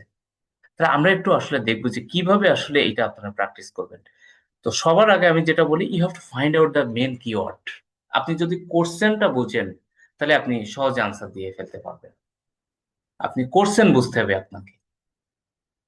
তাহলে কোশ্চেনটা কি করছে, কোশ্চেনটা এইখানে কি কি কোশ্চেন এ করছে সেটা আমরা একটু প্রথম হাইলাইট করি। হ্যাঁ, যেমন আপনি যখন পড়বেন, আপনি আসলে আমাদের হয় কি, আমাদের তো ইংলিশ হচ্ছে সেকেন্ড ল্যাঙ্গুয়েজ, এটা ফার্স্ট ল্যাঙ্গুয়েজ না। দ্যাটস মিন আমরা তো নেটিভ না। হুম, আমরা তো এখানে নেটিভ না, এই জন্য আমাদের যেটা করতে হয় যে প্রথমে আপনি যখন পড়বেন মেন কিওয়ার্ডটা আপনি ফাইন্ড আউট করবেন। 1 নম্বর অপশন মেন কিওয়ার্ডটা ফাইন্ড আউট করবেন। সেকেন্ড অপশনে আপনি করবেন অপশনগুলো পড়বেন। 3 নম্বর অপশনে আপনি যে করবেন, ওই মেন কিওয়ার্ড যেগুলো মার্ক করছিলেন ওইগুলোর উপর ভিত্তি করে আপনি আনসার দিবেন। কারণ আপনি কোশ্চেনটা পড়ে অপশনগুলো পড়ার পরে আসলে কোশ্চেনটা কি ছিল এটাই আমরা মাঝে মাঝে ভুলে যাই, এবং আপনি ইলিমিনেশনে যাবেন। এখন তাহলে প্রথমে আমরা যাই, an organisation perform a daily backup of critical data. Critical ডেটার প্রতিদিন তারা ব্যাকআপটা রাখছে, দিন শেষে কাজ করার পরে সিস্টেমের ব্যাকআপটা রাখতেছে। কিসের? ক্রিটিক্যাল ডেটা এবং ফাইলগুলোর জন্য সে এখানে ব্যাকআপটা রাখতেছে। এবং এই ব্যাকআপটা তারা আবার অফ সাইট লোকেশন, মানে যেখানে ব্যাকআপ নিচ্ছে ওই জায়গায় না, অন্য আর একটা জায়গায় তারা এই ব্যাকআপটা রেখে দিচ্ছে। তারপরে বলছে the backup media are use to restore the files in case of disruption. যদি কোনো কারণে কোনো দুর্ঘটনা হয়, কোনো ডিজাস্টার ঘটে, তখন এই যে ব্যাকআপটা রাখতেছে, এই ব্যাকআপটা তারা রিস্টোর করবে। করে রিস্টোর মানে কি, ব্যাকআপটা আবার এটা আপ করবে, করে তারা তাদের ডে টু ডে অ্যাক্টিভিটিস গুলো পরিচালনা করবে। তো এইটা আসলে কিসের এক্সাম্পল? এই যে উদাহরণটা দিছে এটা কিসের এক্সাম্পল? অপশনে বলছে preventive control, management control, corrective control আর ডিটেকটিভ কন্ট্রোল। এখন একটা জিনিস ভালোভাবে খেয়াল করেন, তাহলে আমি কি ফার্স্ট স্টেপ, সেকেন্ড স্টেপ পড়লাম, থার্ড স্টেপে কি কিওয়ার্ড গুলো পড়বো, যে ডেইলি ব্যাকআপ রাখা হচ্ছে অফসাইটে, যদি কোনো ডিজাস্টার ঘটে তাহলে এটাকে রিস্টোর করে বিজনেসটাকে কন্টিনিউ করবে। এটা কি ধরনের কন্ট্রোল? এখন প্রথমে যদি আমরা বলি প্রিভেন্টিভ কন্ট্রোল, প্রিভেন্টিভ কন্ট্রোলের কাজ কি? প্রিভেন্ট করে, বাধা দেয়। আপনি আপনার অফিসের সামনে একজন সিকিউরিটি গার্ডকে বসায় রাখছেন, কেন? আনঅথরাইজ কোনো পিপলকে আপনি এই অফিসের মধ্যে ঢুকতে দিবেন না। আনঅথরাইজ কেউ যদি যায়, অপরিচিত কেউ যায়, ভাই কার কাছে যাবেন, কেন যাবেন? আননোন, অথবা কোনো কারণ যদি না থাকে তাকে সে ঢুকতে দেবে না। প্রিভেন্টিভ কন্ট্রোলটা এটা, যে তাকে বাধা দেবে। এখন বলেন তো, আমি যদি ব্যাকআপ রাখি তাহলে কি ঘটনাটা এরকম ঘটবে যে আসলে দুর্ঘটনাটা ঘটবে না? আপনি ব্যাকআপ রাখতেছেন, দুর্ঘটনা রাখার পরে ঘটতেই পারে, দুর্ঘটনা ঘটতেই পারে, যত ঘটবে। প্রিভেন্টিভ থাক দিছেন। ওকে, তারপরে প্রিভেন্টিভ কন্ট্রোল কিন্তু আপনাকে দুর্ঘটনা, মানে যে এইটা ঘটবে না এইটাই করে, বাট আপনি ব্যাকআপটা রাখতেছেন। ব্যাকআপ রাখলেন, এর অর্থ এই নয় যে আপনি আসলে দুর্ঘটনাকে প্রোটেক্ট করতেছেন, এটাকে বাধা দিচ্ছেন, তাই না? ম্যানেজমেন্ট কন্ট্রোল কেউ আনসার দেন নাই, তার মানে আপনারা এই অপশনটা এলিমিনেট করতে পারছেন। Very good. থার্ড নম্বর অপশনে কি বলছে? থার্ড নম্বর অপশনে বলছে যে কারেক্টিভ কন্ট্রোল। কারেক্টিভ কন্ট্রোল কি? কারেক্টিভ কন্ট্রোল হলো যে একটা দুর্ঘটনা ঘটছে, একটা ডেটা চুরি হয়ে গেছে, ডেটাগুলো এলোমেলো করে ফেলছে, এখন আপনি ব্যাকআপটা রিস্টোর করে কারেক্ট করবেন, আপনার বিজনেসটাকে নর্মাল স্টেজে নিয়ে আসবে। তাহলে অপশন এ আর অপশন সি যদি কম্পেয়ার করি, তাহলে কোনটা most appropriate? Option C. Okay, option C. তার মানে আমরা দুইটা অপশন এলিমিনেট করলাম। থার্ড নাম্বার অপশনে, মানে চতুর্থ অপশন বলছে ডিটেকটিভ কন্ট্রোল। ডিটেকটিভ কন্ট্রোল কি? ডিটেক্ট করা, একটা দুর্ঘটনা ঘটছে, কি কি ঘটনা ঘটছে, কিভাবে ঘটছে, এগুলো ডিটেক্ট করা। তাহলে সি আর ডি যদি কম্পেয়ার করি, কোনটা কারেক্ট আনসার? সিটা সি হবে, কারণ ডি হচ্ছে তো এখানে ডিটেক্ট বলতে ওয়ান্ডারফুল। লগ অ্যানালাইসিস এগুলি করা, আর কারেক্টিভ হ্যাঁ, হচ্ছে যে আমার এখানে মানে অ্যাকচুয়ালি যে ধরেন আমি আজকে একটা এই কাজটা হয়েছে একটা মানে ইনসিডেন্ট অনেক সময় কাজের মধ্যে হয় না যে হট ফিক্স ফিক্স বা হুম। কোনো কিছু একটা, তখন তো আমরা হচ্ছে কি করি, ব্যাকআপের যে ফাইলটা আছে সেটা রিস্টোর করে দিই, মানে কমন তার কেস মানে আমাদের আমরা, দেশে এটা করি। তার মানে এই তিনটা আমরা ইনকারেক্ট। আর কারেক্ট যদি আমরা বলি তাহলে কোনটা? যে আমরা অপশন বলতে সিটা, পারি অপশন সি হবে, অপশন সি। Corrective control. এখন এইটা দেখানোর অর্থ হলো মানে দুইটা, একটা মানে মেন রিজন যেটা, সেটা হলো যে আসলে আপনার যখন এরকম কোশ্চেন আনসার আসবে, এরকম চারটা অপশন থাকবে। যদিও আপনি মনে করেন একটা কোশ্চেন আনসার সলভ করার সময় আপনি সি কারেক্ট দিছেন, বাট আপনার রেসপন্সিবিলিটিস হলো এ, বি এবং ডি কেন ইনকারেক্ট, সেই অপশনগুলো এখানে দেওয়া আছে, আপনার ওইটা পড়তে হবে। কারণ রিয়েল এক্সামে এখান থেকে তো আর আপনি কোনো কোশ্চেন পাবেন না, তাই না? আচ্ছা, জাস্ট একটা গুড নিউজ আপনাকে শেয়ার করি। জাস্ট এই মাত্র একটা মেসেজ পেলাম, তো এই জন্য একটু আপনাকে শেয়ার করি। এটা হচ্ছে 9টা 23। হ্যাঁ, এখন কয়টা বাজে? 31 বাজে এখন ভাইয়া, 31। 31 বাজে না? 9টা 31। একটা গুড নিউজ দেখেন এটা। জাস্ট আমি একটু দেখলাম আপনাদের কোর্সের সময়, একটু মোবাইলে হাত দিলাম। এটা লিখছে স্যার আই পাস্ট সিজা এক্সাম, মানে উনি আজকে সিজা এক্সামটা দিছিলেন। হুম, উনি সিজা এক্সামটা দিছিলেন এবং উনি পাস করছে। হ্যাঁ, আচ্ছা, তার সিজা এক্সামটা উনি পাস করছে। জাস্ট এই আজকে একটু আগেই ওনার এক্সামটা শেষ হলো আর কি। উনি এক্সামের ওনার বুকিংটা আমি দিয়েছিলাম বৃহস্পতিবারে।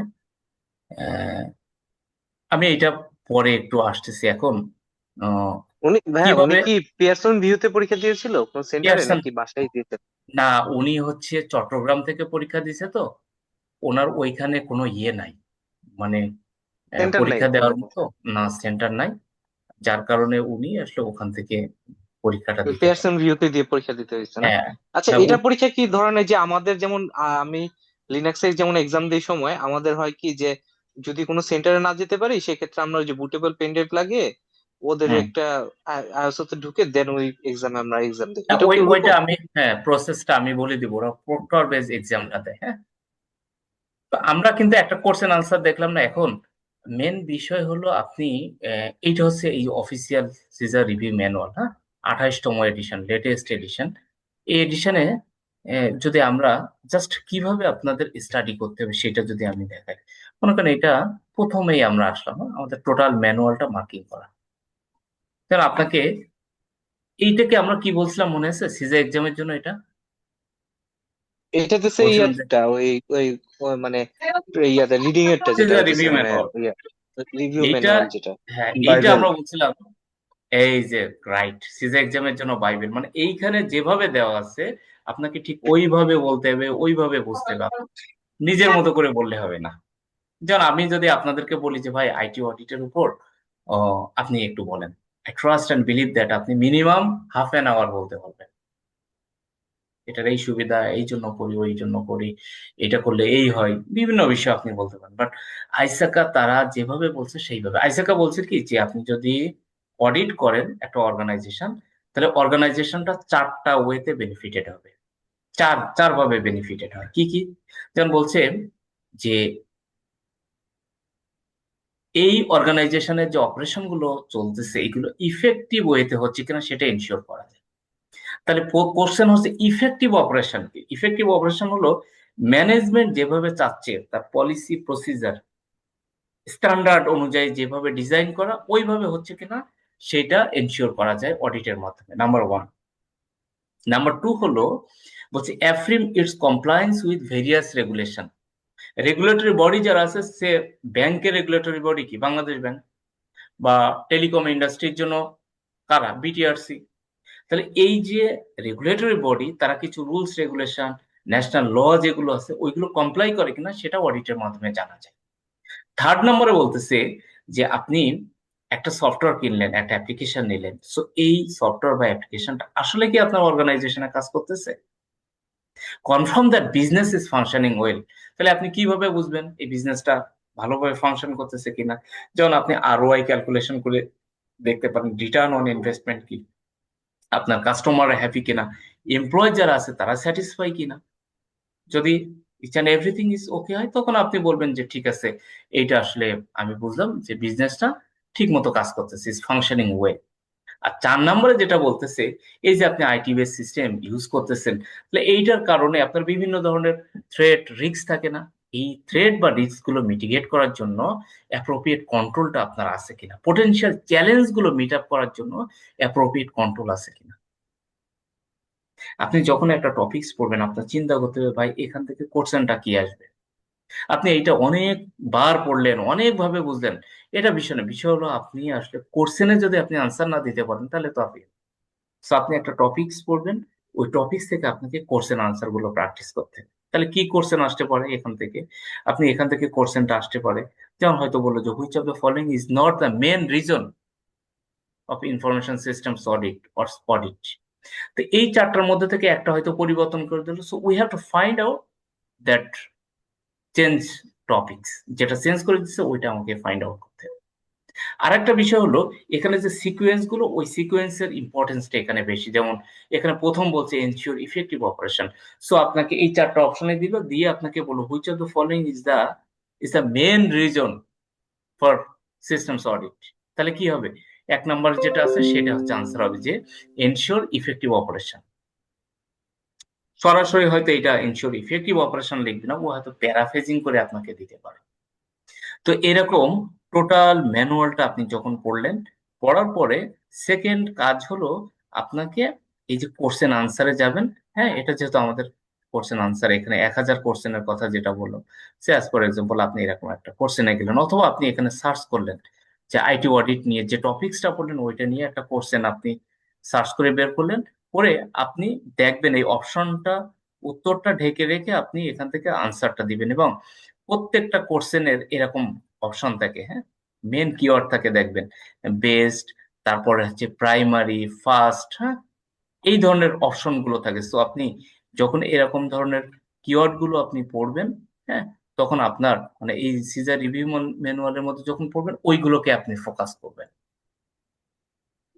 থার্ড নাম্বার ওয়ে যেটা, সেটা হলো যে এখনকার যুগ তো হচ্ছে এআই এর যুগ। আপনি এআই এর একটু হেল্প নেবেন। যেমন মনে করেন যে আপনি অডিট প্ল্যানিং, হ্যাঁ, অডিট প্ল্যানিং এর ওপর আপনি ওকে বললেন যে ক্রিয়েট সাম সিজা কোশ্চেন অন অডিট প্ল্যানিং।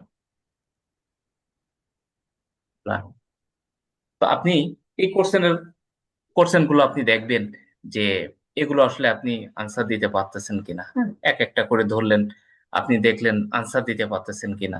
যদি কারেক্ট আনসার হয়, হ্যাঁ, অপশন গুলো, তখন আপনি বলবেন কি যে হ্যাঁ আপনি এই টপিকস সম্পর্কে আপনি ভালো বুঝতে পারছেন, টপিকসটা সম্পর্কে আপনার ধারণা ক্লিয়ার। তাহলে আমরা কি দেখলাম? আমরা সিজার রিভিউ ম্যানুয়ালটা দেখলাম, তারপর আমরা কোশ্চেন আনসার ম্যানুয়ালটা দেখলাম, ওখান থেকে প্র্যাকটিস করলাম, আমরা এআই এর হেল্প নিলাম।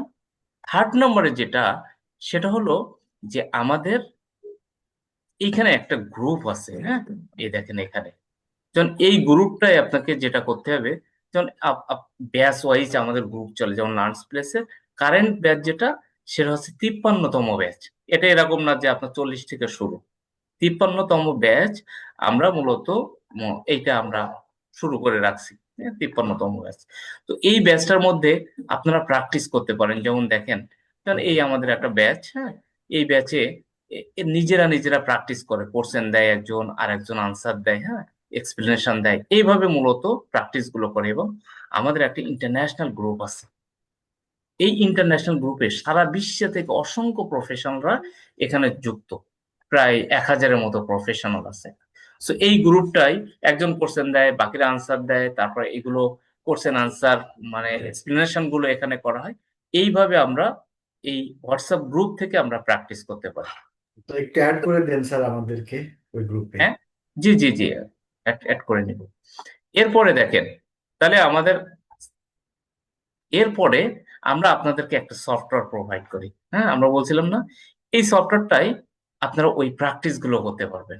সে অ্যাজ ফর এক্সাম্পল আপনি লাঞ্চ করলেন, এটা কোনো সেট আপ টেট আপ কিছু না, জাস্ট এটা আপনার ক্লিক করলেই, হ্যাঁ, এখান থেকে আপনি হয়তো মনে করলেন আপনি 5টা কোশ্চেন এখন সলভ করবেন, তাহলে আপনি জাস্ট এখান থেকে ক্লিক করে, হ্যাঁ, কোশ্চেনটা ওপেন করে এখান থেকে আপনি প্র্যাকটিস করতে পারবেন। সেই কোশ্চেনটা পড়লেন, পড়ার পরে আপনি আনসার দিলেন, হ্যাঁ, আপনার আনসার ইনকারেক্ট, সো এখানে এক্সপ্লেনেশন দেওয়া আছে। এইভাবে আপনি প্রতিনিয়ত র্যান্ডমলি কোশ্চেন গুলো আসবে, আপনি প্র্যাকটিস করতে পারবেন। এইভাবে যখন আপনি একটা ডোমেইন, একটা চ্যাপ্টার শেষ করবেন, ফাইনাল কাজ হলো আপনার এই যে আমরা যে সিজার রিভিউ ম্যানুয়ালের কথা বলতেছি, হ্যাঁ, আমরা যে কোশ্চেন গুলোর কথা বলতেছি, এখান থেকে আপনাকে একটা মক টেস্ট দিতে, ফুল লেন্থে মক টেস্ট। ফুল লেন্থে মক টেস্ট হলো যে আপনি আমাদের নিজস্ব ওয়েবসাইটে যাবেন, একদম এক্সাম এনভায়রনমেন্টে আপনি ডোমেইন 1, ডোমেইন 2, এইভাবে 150টা কোশ্চেন পাবেন, এবং 4 ঘন্টা ধরে আপনাকে পরীক্ষা দিতে হবে। এখন স্বাভাবিকভাবে এটা আমরা কেন রাখছি, কারণ ফুল লেন্থে আপনাকে কেন মক টেস্ট দিবেন, মেন এক্সামের সময় 4 ঘন্টা ধরে বসে থাকার এই অভ্যাসটাও আসলে আমাদের প্রয়োজন। আপনি যখন আমার এই মক টেস্টে পাশ করবেন, তখন আমি আপনাকে গ্রিন সিগন্যাল দেবো, হ্যাঁ আপনি এখন পরীক্ষা দিতে পারেন। যেমন আমার মেন্টরশিপে আমি যে ব্যক্তি একটু আগে পাশ করছে, আমি ওনাকে তো এখনো কনগ্রাচুলেট করি নাই, আমি করি নাই। আমি এইটা দেখাই ওনাকে, আমি কিভাবে আসলে উনি ওনার অ্যাচিভমেন্ট আমি দেখাই, হ্যাঁ, আপনাদের একটু, তাহলে হয়তো আপনি বুঝবেন।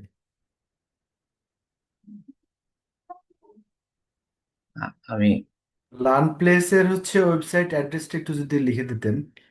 আচ্ছা, লার্নসপ্লেস.com, হ্যাঁ, আমি লিখে দিচ্ছি, হ্যাঁ।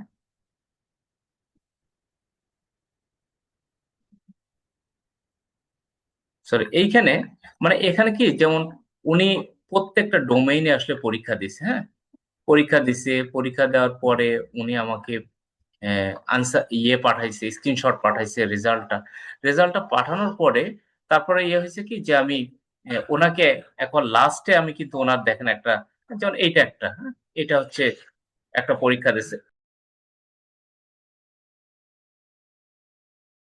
হ্যাঁ, এইখানে আপনি দেখেন যেমন উনি একটা পরীক্ষা দিছে টেস্ট 1 আমাদের লার্নস প্লেস থেকে, এবং উনি পাশ করছে এইখানে। এখন মেন এক্সামে আসলে 57% পাইলে পাস, 100-র মধ্যে 57% পাইলে পাস, বাট আমি এখানে রাখছি কিন্তু 80%।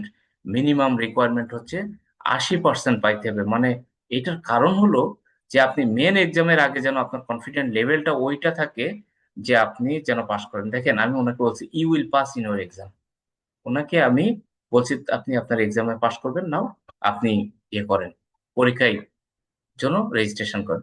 উনি বলছে যে 19টা ইনকারেক্ট হয়েছে, 131টা কারেক্ট হয়েছে 150টার মধ্যে। এবং যখন আমি ওনাকে গ্রিন সিগন্যাল দিছি, উনি লিখছে যে 90% কারেক্ট আনসার হচ্ছে, এখন আমি এখন পরীক্ষা দিতে পারবো কিনা। তারপরে কিন্তু আমি ওনাকে রেজিস্ট্রেশনটা করাই দিছি। এটা কারণ কি? কারণ হলো এক্সামটার তো আসলে বেশ আমাদের মানে অনেকটা টাকা খরচ হয়। আপনি এতটা টাকা খরচ করে যদি আপনি মেন এক্সামে পাশ না করতে পারেন তাহলে তো ফুলটাই আপনার লস। এই জন্য এক্সামের আগে যেন আপনি নিজেই আপনার কনফিডেন্ট লেভেলটা গ্রো করে যে না you can pass in your exam. এই জন্য মূলত আমাদের এত আয়োজন, এই যে প্রসেস গুলো। এবং এটা হচ্ছে মেন্টরশিপ। এটা কিন্তু এরকম না যে আসলে আপনাকে আমি একটা ক্লাস নিলাম এগুলাম, এবং I never ever use any single point of slide. Power point presentation আমি কখনো ইউজ করি না।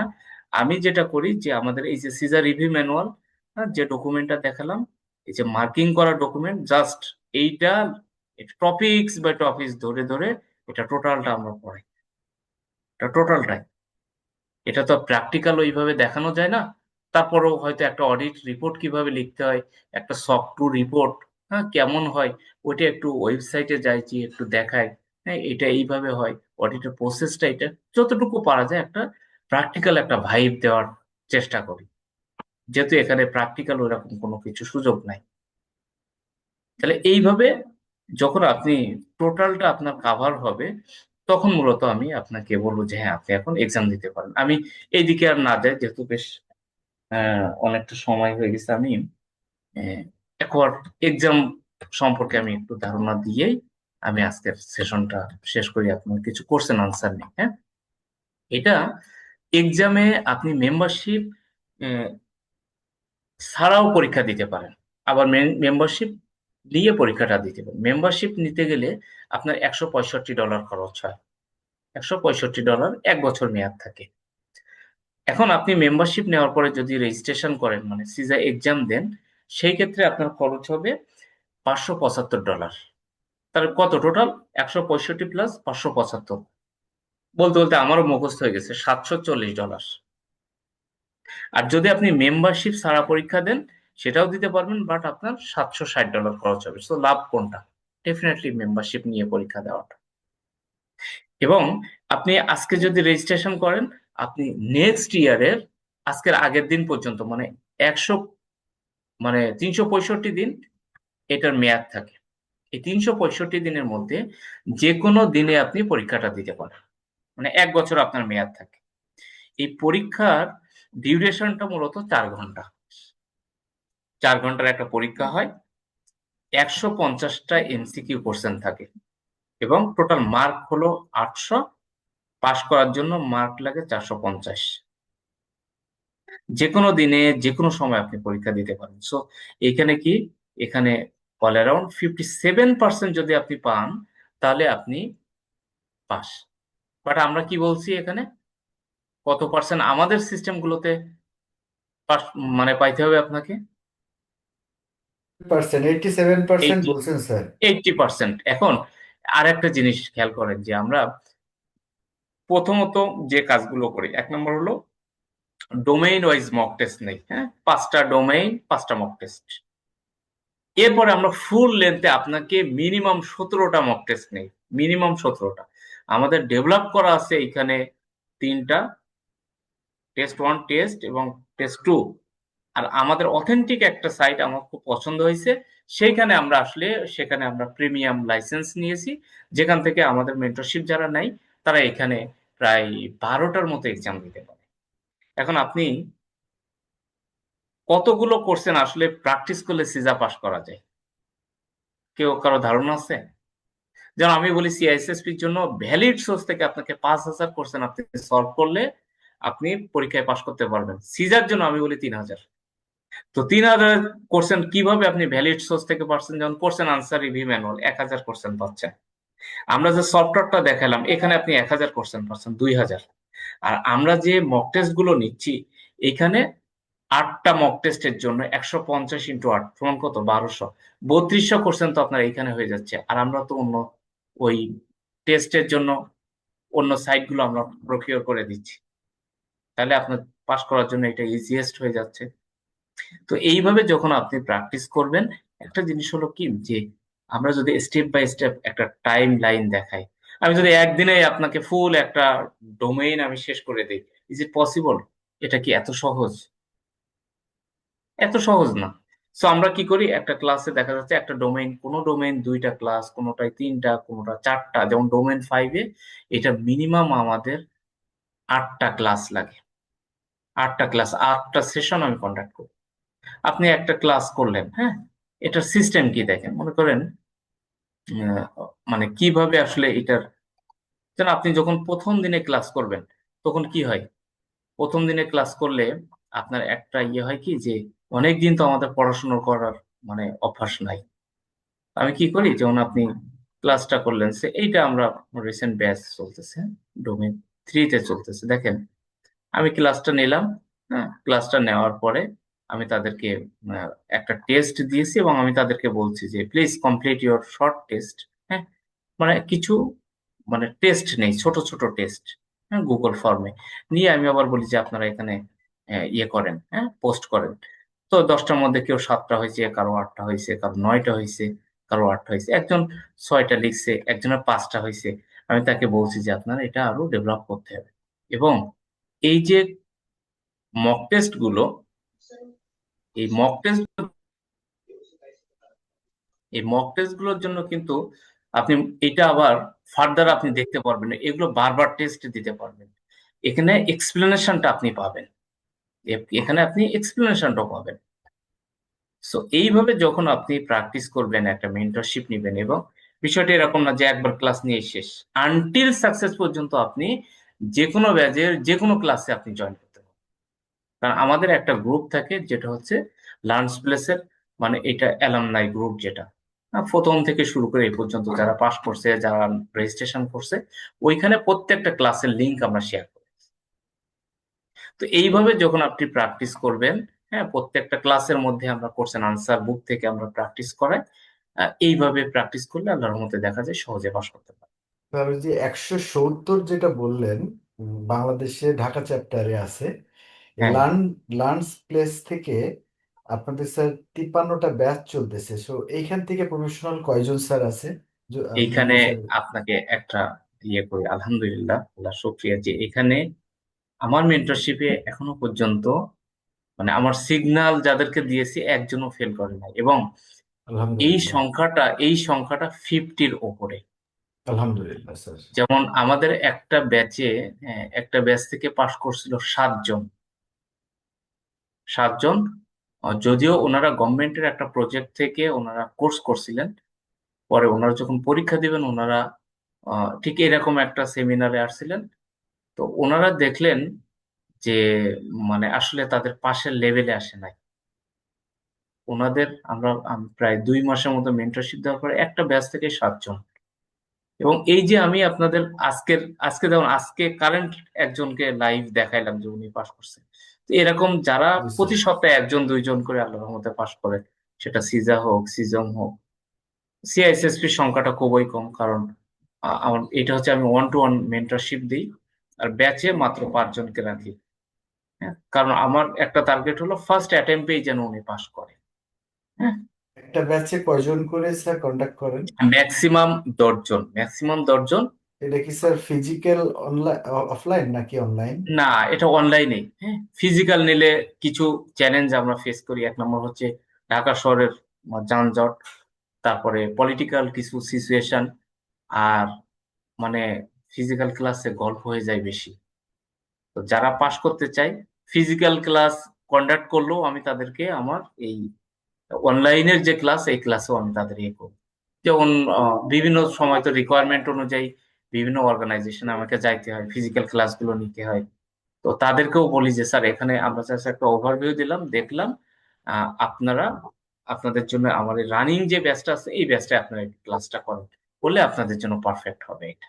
স্যার হ্যাঁ, 5টা ডোমেইনে স্যার কয়টা, 150টা কোশ্চেনের ভিতরে প্রত্যেকটা থেকে 30টা করে এক ডোমেইনে 30টা কোশ্চেন, এরকম কিছু স্যার? না না না না, এই এই যে একটা ওয়েটের কথা বললাম না, হ্যাঁ, দেখছেন এটা? ওই যে যেমন ডোমেইন 1-এ আমরা বলছি কত, 18%। হ্যাঁ, এই যে এটা ওই আঠারো পার্সেন্টেজ পার্সেন্ট অনুযায়ী, জি স্যার, জি স্যার, জি। হুম, 39টার মতো কোশ্চেন আসে ডোমেইন 1, ডোমেইন 2 থেকে। ডোমেইন 3 থেকে 18, আবার ডোমেইন ইয়ে থেকে 26% কোশ্চেন আসে এই দুইটা ডোমেইন থেকে। ওইভাবে মূলত ওয়েটটা নির্ভর করা হয়। হুম, কোর্স ফি কত স্যার, যদি কিছু মনে না করেন? আচ্ছা। সরাসরি প্রশ্ন সো করছি। আগে ঠিক আছে, আমি আগে আগে ইয়ে করে নিই। এটা তো ওই ইয়ের মতো বুঝছেন, যে দেখবেন যে কেউ ধর্মীয় বই কিনলে বলে হাদিয়া কত। জি এখন স্যার, জি। লাইফ টাইম, হ্যাঁ, লাইফ টাইম মেন্টরশিপের জন্য আসলে মানে কোর্স ফি কি হয় নাকি এরকম? আর এটা তো কোর্স না, এটা আমি বলি মেন্টরশিপ প্রোগ্রাম। হুম, জি স্যার, কিন্তু মেন্টরশিপ প্রোগ্রাম, আপনি কারণ আপনি বিষয় হলো আপনি কন্ট্যাক্ট করেন না স্যার এই লার্ন স্পেসের ফুলটাই আমি কন্ডাক্ট করি। জি স্যার। হ্যাঁ, এটা এই ট্রেনিং সেন্টারের ক্লাসগুলো নেই এই কারণে যে ওদের কন্টেন্ট গুলো ভালো, ওদের সাপোর্টটা ভালো। আবার ওই যে মক টেস্টের জন্য যেগুলো, ওইগুলো আমি এমন ভাবে তৈরি করছি যে প্রত্যেকটা টপিকস ধরে ধরে, হ্যাঁ, ও ওনার যেন একটু রিকল হয়। হ্যাঁ, যেমন ওখানে আপনি মক টেস্ট গুলো দেওয়ার পরে আপনি আবার রিভিউ করে দেখতে পারেন। হ্যাঁ, একটা স্যার টেস্ট আপনার দিলেন। আপনার আন্ডারে এমন একটা স্টুডেন্টের কথা বলেন যে ম্যাক্সিমাম টাইম নেইছে এই এক্সামের জন্য এবং উনি পাশ করছে, ম্যাক্সিমাম টাইম স্যার। আমরা তো প্রফেশনাল সবাই, সো আমার ম্যাক্সিমাম বলতে কি, আমি ওই টাইমটা আপনাদের আসলে শেয়ার করে দেই, বুঝছেন? শেয়ার করে কিভাবে, যেমন আপনি মনে করেন আপনি কিভাবে পড়বেন সেগুলো আমি বলে দিই, কারণ আমরা তো সবাই প্রফেশনাল। আমি চাইলেই কিন্তু আসলে মানে টাইম বের করতে পারি না। আপনার এর মধ্যে আপনার ফ্যামিলি অকেশন যায় বিভিন্ন ভাবে, বাট আমি আপনাদেরকে ওই টাইমটা বলে দিই, কারণ আপনি এই সময় থেকে এই সময় এটা পড়বেন। হ্যাঁ, আমি একটা রুটিন বলে দিই। ওই আপনি রুটিনটা স্যার বুঝলাম, কিন্তু আমি বলতে চাচ্ছি স্যার, আমি এখন লার্ন স্পেসে আপনার আন্ডারে চলে গেলাম, মেন্টরশিপের আন্ডারে, সো আমি এখন থেকে ম্যাক্সিমাম থ্রি ডিউরেশনটা মান্থের মধ্যে ক্লিয়ার হইতে বলুন, ম্যাক্সিমাম 3 মান্থ। এই 5টা ডোমেনই ক্লিয়ার হবে স্যার? হুম, 5টা ডোমেইনে। আবার 3 মাসের বেশি নিলে তখন হয় কি, আপনার পরিবারের উপর, আপনার অফিসের উপর একটা স্ট্রেস পড়ে। হ্যাঁ, ওইটা 3 আমি মাসের আবার পরে স্যার পরীক্ষায় বসার জন্য প্রস্তুতি মূল্য কতদিন স্যার, মানে আই মিন আরো 6 মাস কিংবা 3 মাস না না লাগবে না, তাই না? 3 মাস। সিজার জন্য ম্যাক্সিমাম 3 মাস। আর আপনি পাশ করবেন কিনা সেটা তো আপনি নিজেই বুঝতে পারবেন, জি স্যার, কারণ জি আপনি তো স্যার, নিজে মক টেস্ট দিচ্ছেন। আপনার গ্রোথ যদি ভালো হয়, আপনার স্কোর যদি ভালো হয়, তাহলে তো আপনি মানে এটা কনফার্ম হয়ে গেলেন যে আপনি আল্লাহর রহমতে পাশ করবেন। বুঝতে এটা তো পারছি। আর আমার মানে কোনো কিছু না। আমি বলি 10টা কোশ্চেনের মধ্যে এই যে প্র্যাকটিস করছেন, 10টার মধ্যে যদি আপনার 9টা হয়, আমি তখন বলি যে ভাই আপনি এখন ইয়ে করেন, পরীক্ষা দিতে পারেন। হ্যাঁ, মক টেস্ট গুলো যেমন এরকম আপনি লগ ইন করলে এইখানে আসে, যেমন আপনার এইটা মনে করেন একটা টেস্ট দেখায় আপনাদের। হ্যাঁ, আমি এখানে 5টা কোশ্চেন রাখছি 8 মিনিটের, এবং বলছি 80% লাগবে পাশ করার জন্য। হ্যাঁ, এরকম আপনি যদি বারবার এই টেস্টে দিতে পারবেন, যেন আমি এই টেস্টটা দিচ্ছি, মনে করেন আমি আনসার দিয়ে গেলাম, আমি কোশ্চেন গুলো 1 বাই 1 আমি আনসার দিলাম,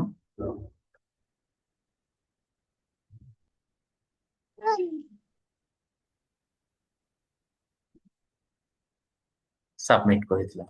সো এখানে দেখেন, হ্যাঁ, আমাকে ও বলছে একটা কারেক্ট হয়েছে, 4টা ইনকারেক্ট। আমি আহ, কোনটা কারেক্ট হয়েছে সেটা দেখতে পারি, ইনকারেক্ট হয়েছে যেগুলো সেগুলো দেখতে পারি, আবার টোটালটা আমি রিভিউ করতে পারি। এবং এখানে কিন্তু প্রত্যেকটার এক্সপ্লেনেশন এইভাবে দেওয়া থাকে। আমি প্রিভিয়াস রেজাল্ট গুলো এখানে মাই রেজাল্টের এখান থেকে দেখতে পারি। সো এগুলো হচ্ছে আপনি ইজিলি এগুলো ক্লিক করতে পারেন। তো এটা আসলে আমি সরি, মনে হয় আমি একটু বেশি সময় নিয়ে ফেলছি। না, ঠিকই আছে, 10টা পর্যন্ত। টার্গেট ছিল 1.5 ঘন্টার। So this are all about from my side. হ্যাঁ, আপনাদের কারো যদি কোনো কোশ্চেন থাকে প্লিজ আপনারা আপনাদের কোশ্চেন গুলো করতে পারেন। Sir, hello. জি, আমি স্যার, আমরা আসলে কি নেটওয়ার্ক ভাই আমরা বললেই আমরা খুব আমি মানে ভালো লাগে মামুন না। নারায়ণগঞ্জ থেকে। আচ্ছা আচ্ছা। স্যার, আমি ওই যে নেটওয়ার্ক সাইডে কাজ করতেছি। এখন আমি সিসা করব কিনা, আমার এটা করলে আমার ক্যারিয়ারে কতটুকু ক্যারিয়ারের উপকার জন্য হবে? তো আসলে আপনি যেমন দেখেন, আমাদের মাঝে মাঝে আমরা অডিট করতে গেলে আমাদের সাবজেক্ট ম্যাটার এক্সপার্ট লাগে। এবং আমরা যে যত কথাই বলি না কেন, নেটওয়ার্কের বা এই ডেটা ট্রান্সমিশনের জন্য যে জায়গাটা, এখানে কিন্তু অডিটটা সব থেকে বেশি হয়।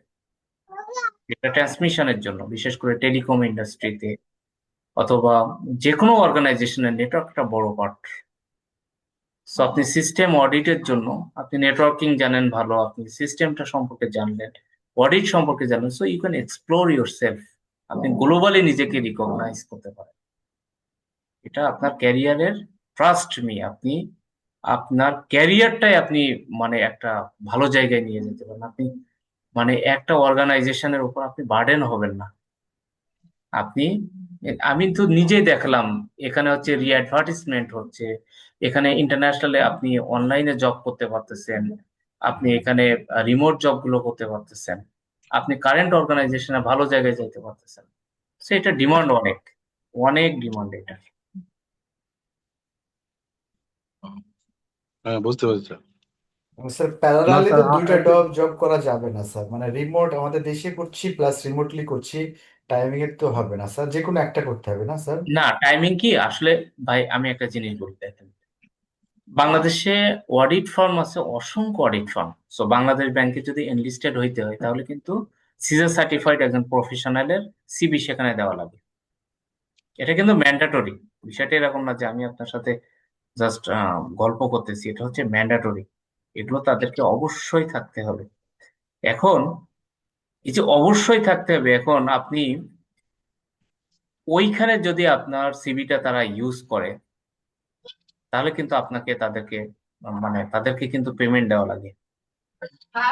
আপনাকে পেমেন্ট দেবে, এর বিনিময়ে আপনি কি করবেন, তাদের অডিট গুলো এটা রিভিউ করে দেওয়া, এগুলো একটু দেখা, এই জিনিসগুলো কিন্তু তারা আপনাকে মানে এই ফ্যাসিলিটিসটা যেন আপনি দেখেন, এটা হচ্ছে গেজেট একটা, হ্যাঁ, এটা ফাইন্যান্স মিনিস্ট্রির একটা গেজেট। হ্যাঁ, এটা অর্থ মন্ত্রণালয়ের অর্থ বিভাগ থেকে পাশ করা। যারা এনলিস্টেড হইতে চায়, আমি যদি জাস্ট একটু কন্ট্রোল এফ দিয়ে সিজার শব্দটা লিখি, হ্যাঁ, যখন দেখেন এটা কিন্তু আবশ্যকীয় মানে কি ম্যান্ডেটরি। ওখানে বলছে আইটি প্রফেশনাল এবং আইটি সিস্টেমস অডিটের অভিজ্ঞতা ফার্মের সিজার সার্টিফাইড প্রফেশনাল কতজন আছে, এটা আছে কিনা, ম্যান্ডেটরি, এটা থাকতে হবে। আপনি যদি দেখেন, সেকেন্ডটা দেখেন, এখানে দেখেন কোশ্চেনের মধ্যে লিখছে নিরীক্ষা ফার্মের আইসাকে এর সার্টিফাইড ইনফরমেশন সিস্টেমস অডিটর আছে কিনা। যদি না থাকে তাহলে তারা এটা ইয়ে পাবে না, তারা এনলিস্টেড হইতে পারবে না। সো এইখানে তো আপনি কিছু না, আপনি পাশ করে এই অর্গানাইজেশন টুকটাক আপনি কাজ এটা তো করলেন। মনে হয় ফার্মের জন্য ভাইয়া, এটা হ্যাঁ, মনে হয় যে ফার্মের অডিট জন্য, ফার্মের জন্য, অডিট ফার্মের ফার্মের জন্য, জন্য, অডিট ফার্মের জন্য, ইনভেস্টমেন্টের জন্য, ব্যাংকিং ইনভেস্টমেন্টের জন্য। রাইট। সো এই এই জন্য আপনি অপরচুনিটি গুলো আছে, অনেক জায়গায় আসলে কাজ করার সুযোগ আপনার আছে। হ্যাঁ, এবং কিন্তু স্যার, বাংলাদেশ, আরেকটা জি, আরেকটা বিষয় আমি মামুন বলছি। আহ মানে বাংলাদেশে অডিট ফার্ম, মানে আইটি অডিট ফার্ম কি আসলে আসলে আছে আছে আছে আহ, আছে, পিওর আইটি অডিট করতেছে না, এগুলো অনেক ফার্ম আছে। না, স্যার, এই যে যারা ওই যে ফিনান্সিয়াল অডিট করে হ্যাঁ, তারাই কি আইটি মানে সিসে সার্টিফাইড একজন নিয়ে কি তারাই অডিট করে, না আলাদা আইটি মানে না, সিসা? ওনারাই করে, হ্যাঁ ওনারাই করে, রিকোয়ারমেন্ট যেটা ব্যাংকগুলোর জন্য ওনারাই করে, সেখানে একজন প্রফেশনাল অ্যাড করে, যা হ্যাঁ। কনসালটেন্সিতে আইটি অডিটের এই পার্ট গুলো করা। ও আচ্ছা আচ্ছা, এটাই জানার বিষয় ছিল। মানে ফ্যাক্টরি গুলা তো আর স্যার আইটি অডিট মানে ম্যান্ডেটরি না, কিন্তু ফিনান্সিয়াল অডিট তো স্যার বছরে একবার মনে হয় ম্যান্ডেটরি। ভাইয়া হ্যাঁ ফ্যাক্টরিদেরও হয়, কেউ ভাইয়া যদি স্যার ফ্যাক্টরিরও আইটি অডিট হয় ভাই। হ্যাঁ, এখন স্যার সব জায়গায় ভাই, যেখানে আইটি আছে সেখানে আপনার অডিট করতে আপনার হবে। এই যে যেগুলি বাইরের ফ্যাক্টরি বাংলাদেশ আছে তাদের ঠিকই আইটি অডিট হয় ভাই। এক্স্যাক্টলি, এটা কি ম্যান্ডেটরি আসলে স্যার, এই যে ম্যান্ডেটরি। ওটা স্কোপের উপর, যখন অডিট ফার্মের সাথে যখন কানেক্ট হয় তাদের স্কোপের উপরে থাকে, যে তাদের যদি স্কোপে থাকে আইটি অডিট তখন আইটি অডিটটা হয়। এটাই না আর কি। স্যার, একজন আমি ধরেন স্যার পাস করলাম, পাস করে কি আমি একটি মানে আইটি অডিট ফার্ম দিতে পারবো, মানে এরকম কি? হ্যাঁ, আপনি যদি রুলস রেগুলেশন মেনটেন করে আপনি অডিট করেন তাহলে আপনি কেন দিতে পারবেন না? দিতে পারবেন। তাহলে একজন স্যার ইয়ে করছেন যে হ্যাঁ আইটি অডিটের জন্য আসলে আমরা কি করি, আমরা এরকম টেমপ্লেটের কথা বলছেন, হ্যাঁ যেমন এখানে একটা টেমপ্লেট কিভাবে আমরা ডিজাইন করি, হ্যাঁ এটার মধ্যে কি থাকতে হবে না থাকতে হবে, কারা এখানে আমরা রিস্ক বেস অডিট গুলো কিভাবে করি, হ্যাঁ জাস্ট স্যাম্পল একটা দেখতে চাইছেন, এইভাবেই আমরা আসলে তৈরি করি, হ্যাঁ টুকটাক আমরা দেখাই, যেহেতু থিওরিটিক্যাল এক্সাম তো তারপরও যতটুকু সম্ভব আমরা শেয়ার করার ট্রাই করি। হ্যাঁ, এটাই আর কি। ভাই ও অনেক সময় তো ক্লায়েন্ট তাদের মানে রিপোর্ট কিভাবে লিখবো তাদের একটা টেমপ্লেট দিয়ে দেয়, তাই না? না না না, এটা আপনি ইন্ডিপেন্ডেন্ট ওয়েতে আপনি এটা অডিট করতে পারেন, এটা অন্য কারোর আসলে এখানে এখতিয়ার নাই। হ্যাঁ না ধরেন ইন্টারনাল অডিটের ক্ষেত্রে তারা তো বলে দেয় যে তাদের এই টেমপ্লেটের মধ্যে হ্যাঁ, এই রিপোর্টটা দেওয়ার জন্য। থাকতে পারে, অর্গানাইজেশনের থাকতে পারে, এরকম টেমপ্লেট ইউজ করতে পারে তারা, ডিপেন্ডস অন দা, এটাকে আমরা অডিট চার্টারে যেভাবে ডিফাইন করে সেভাবে করতে পারে। এক্সটার্নাল অডিটের ক্ষেত্রে এটা ইন্ডিপেন্ডেন্ট, কারণ হচ্ছে অডিট রিপোর্টটা হচ্ছে একটা আর্ট, বুঝছেন? জি জি। অডিট অনেকে জানে, বাট আপনি রিপোর্টটা কিভাবে আপনি প্রেজেন্ট করবেন একটা জিনিস, আপনারা মনে করেন 10 জন কলিগ আছেন, 10 জনের কিন্তু কমিউনিকেশন স্কিল সেম না, ঠিক এই রিপোর্ট লেখাটাও হচ্ছে একটা আর্ট, আপনি কত সুন্দর করে উপস্থাপন করতেছেন। আচ্ছা, আরেকটা যার জিনিস জানা ছিল, ধরেন আমার রিপোর্টটা যখন লেখা হয় এটার পর কি আবার কোনো পিপিটি তাদেরকে সাবমিট করতে হয়, না না না না নাকি না, জাস্ট রিপোর্টটাই রিপোর্টটাই, বাট যেসব আপনি আপনি অডিট করার পরে আপনাকে একটা ড্রাফট রিপোর্ট লিখতে হয়, হ্যাঁ ওই ড্রাফট রিপোর্টটা অডিটই, মানে যারা অডিটের সময় আপনাকে হেল্প করছে ওই অর্গানাইজেশন তাদেরকে এই ড্রাফট রিপোর্টটা দিতে হয় যে আমরা এই এই ফাইন্ডিংস গুলো পেয়েছি, তুমি আমার সাথে একমত কিনা, যদি একমত হয় তখন আপনি ফাইনাল রিপোর্টটা লেখেন যেটা ম্যানেজমেন্টকে আপনি সাবমিট করেন।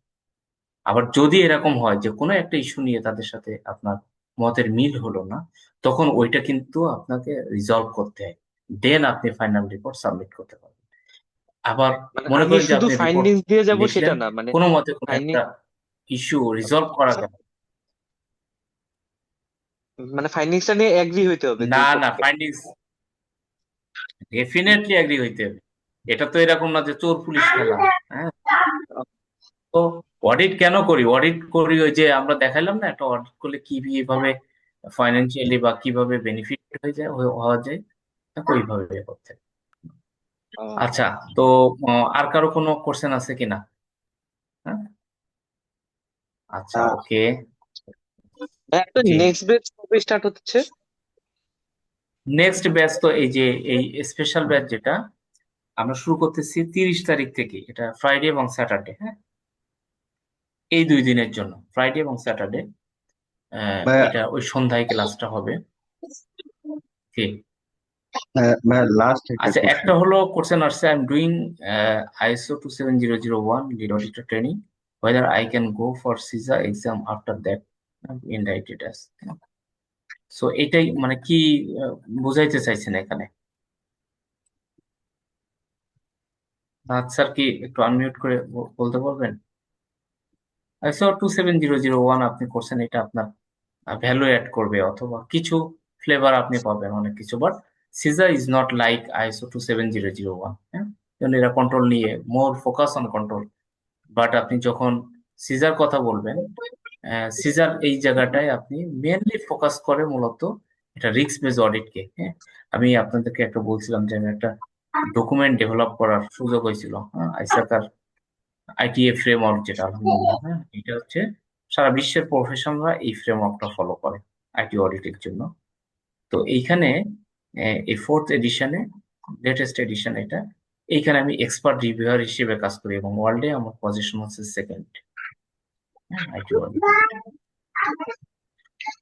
তো একজন স্যার করছেন যে কোর্স ফি হলো কি আসলে আমরা রেগুলার ফি যেটা সেটা হচ্ছে 25,000 টাকা। আপকামিং ব্যাচের জন্য আমরা টাকা রাখতেছি 23,000 টাকা। 23,000 টাকা আমরা এখানে রাখতেছি। আর এইখানে আমরা প্রথম 5 জনের জন্য আমাদের কিছু গিফট থাকতেছে। গিফট বলতে কি যে আমাদের যে সিজা রিভিউ ম্যানুয়ালটা দেখাইলাম বা কোশ্চেন আনসার, এটা প্রিমিয়াম কোয়ালিটির আমরা প্রিন্ট করাই এগুলো।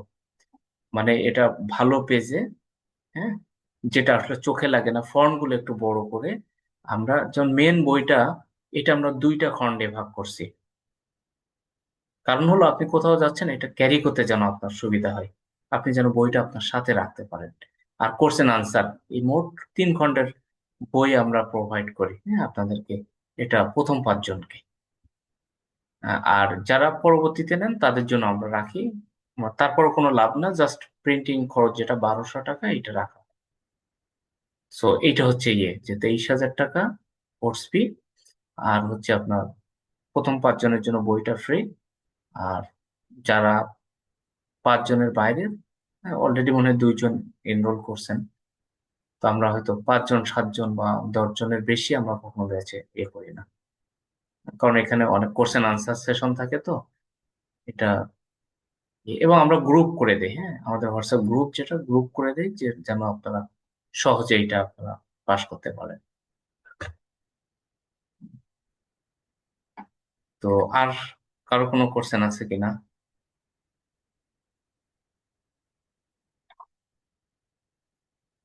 ওই প্রশ্নটা আমার আগে থেকে বলছিলাম যে আমি তো স্যার বিউপিতে এমআইএসএস করছি, মানে masters of information system security. আমি এক্সিম ব্যাংকে জব করছি, আমরা তো স্যার সম্মিলিত ব্যাংকের আন্ডারে চলে যাচ্ছি। আমাদের অনেকগুলো চ্যালেঞ্জ সামনে, আসলে হবে কি না, চাকরি থাকবে কি না, চ্যালেঞ্জ আছেই স্যার। সো ডেফিনেটলি বিউপি, সরকারি ব্যাংকগুলো মার্জ হয়ে 2টা করার ভিডিও দেখছেন না জি গভর্নর স্যারের?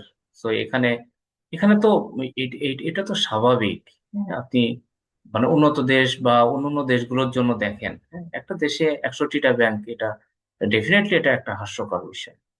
হ্যাঁ, সো আমাদেরকে আসলে প্রিপেয়ার করতে হবে। আপনি নেভার এভার, মানে আপনি কোয়ান্টিটির দিকে আসলে কখনো নজর দিলে হবে না, হ্যাঁ? আপনাকে ফলো করতে হবে যে কোয়ালিটির দিকে। আপনি কোয়ালিটিটা কেমন, মানে আপনি নিজেকে আসলে কোন লেভেলে আপনি নিজের একটা অ্যাসেট হিসেবে তৈরি করতে পারতেছেন। আপনি সবসময় যদি চাকরির ভয় থাকে, চাকরি হারাচ্ছে, মেন্টাল প্রেশার, মেন্টালি আপনি যখন আপনার একটা সেকেন্ড ইনকামের একটা সোর্স থাকবে, যখন আপনি আউটসাইডে কিছু ইনকাম করতে পারবেন, তখন তো আপনার মানে এটা এটা আপনি এনজয় করবেন, আপনি এনজয় করতে পারবেন। জি স্যার, কালকে উদ্বোধনের ডেট ছিল ইন্টারকন্টিনেন্টালে। স্যার এটা তো স্থগিত করে দিল বাংলাদেশ ব্যাংক, এটা মেসেজ পেলাম সম্মিলিত ব্যাংকের। এখন পলিটিক্যাল পার্টি আসলে হয়তো এগুলো চেঞ্জ হবে কিনা আমরা কিছুই জানি না স্যার। হচ্ছে শুনতেছি অনেকগুলো ব্যাংক তাই এক জায়গায় পলিটিক্যাল হবে, পার্টির উপরে আপনি আপনি দরকার নাই। একটা এরকম একটা ভঙ্গুর একটা অবস্থায় আপনি তাদের উপর কি প্রেসার দিবেন বলেন? এই জি স্যার। লোন গুলো শোধ করতে পারতেছি আমরা, আমাদের যে রেগুলার যে লোন, ওয়ার্ল্ড ব্যাংক বা আদার্স যেগুলো, এটা আসলেই রাতারাতি হবে না। সো মানে আমি যেটা এই জন্য সবাইকে যেটা বলি যে ভাই আপনি আপনার সেকেন্ড অপশনটা রাখেন। আপনি জি আপনি স্যার, আমি সিজা সার্টিফাইড হলে তো আপনার আপনি কেন লস নাই, লস নাই স্যার, অনেক লাভ স্যার। আমি হুম, বিউপি থেকে শেষ করে এখন 1 বছর আছে তো স্যার, আমি এই আমি চ্যালেঞ্জটাকে আমি এখন নিব দেখেন কিনা। আমার ক্যারিয়ারে আপনি এই যে বিইউপি অনেকবার বলছেন বিইউপি, আমি আমি কমনওয়েলথ এক্সিকিউটিভ এমবিএ করছি। কমনওয়েলথ এক্সিকিউটিভ এমবিএটা করার পরে আমি বিইউপি তে আমি গেছিলাম আর কি, হ্যাঁ, ওইখানে ভর্তি হওয়ার জন্য।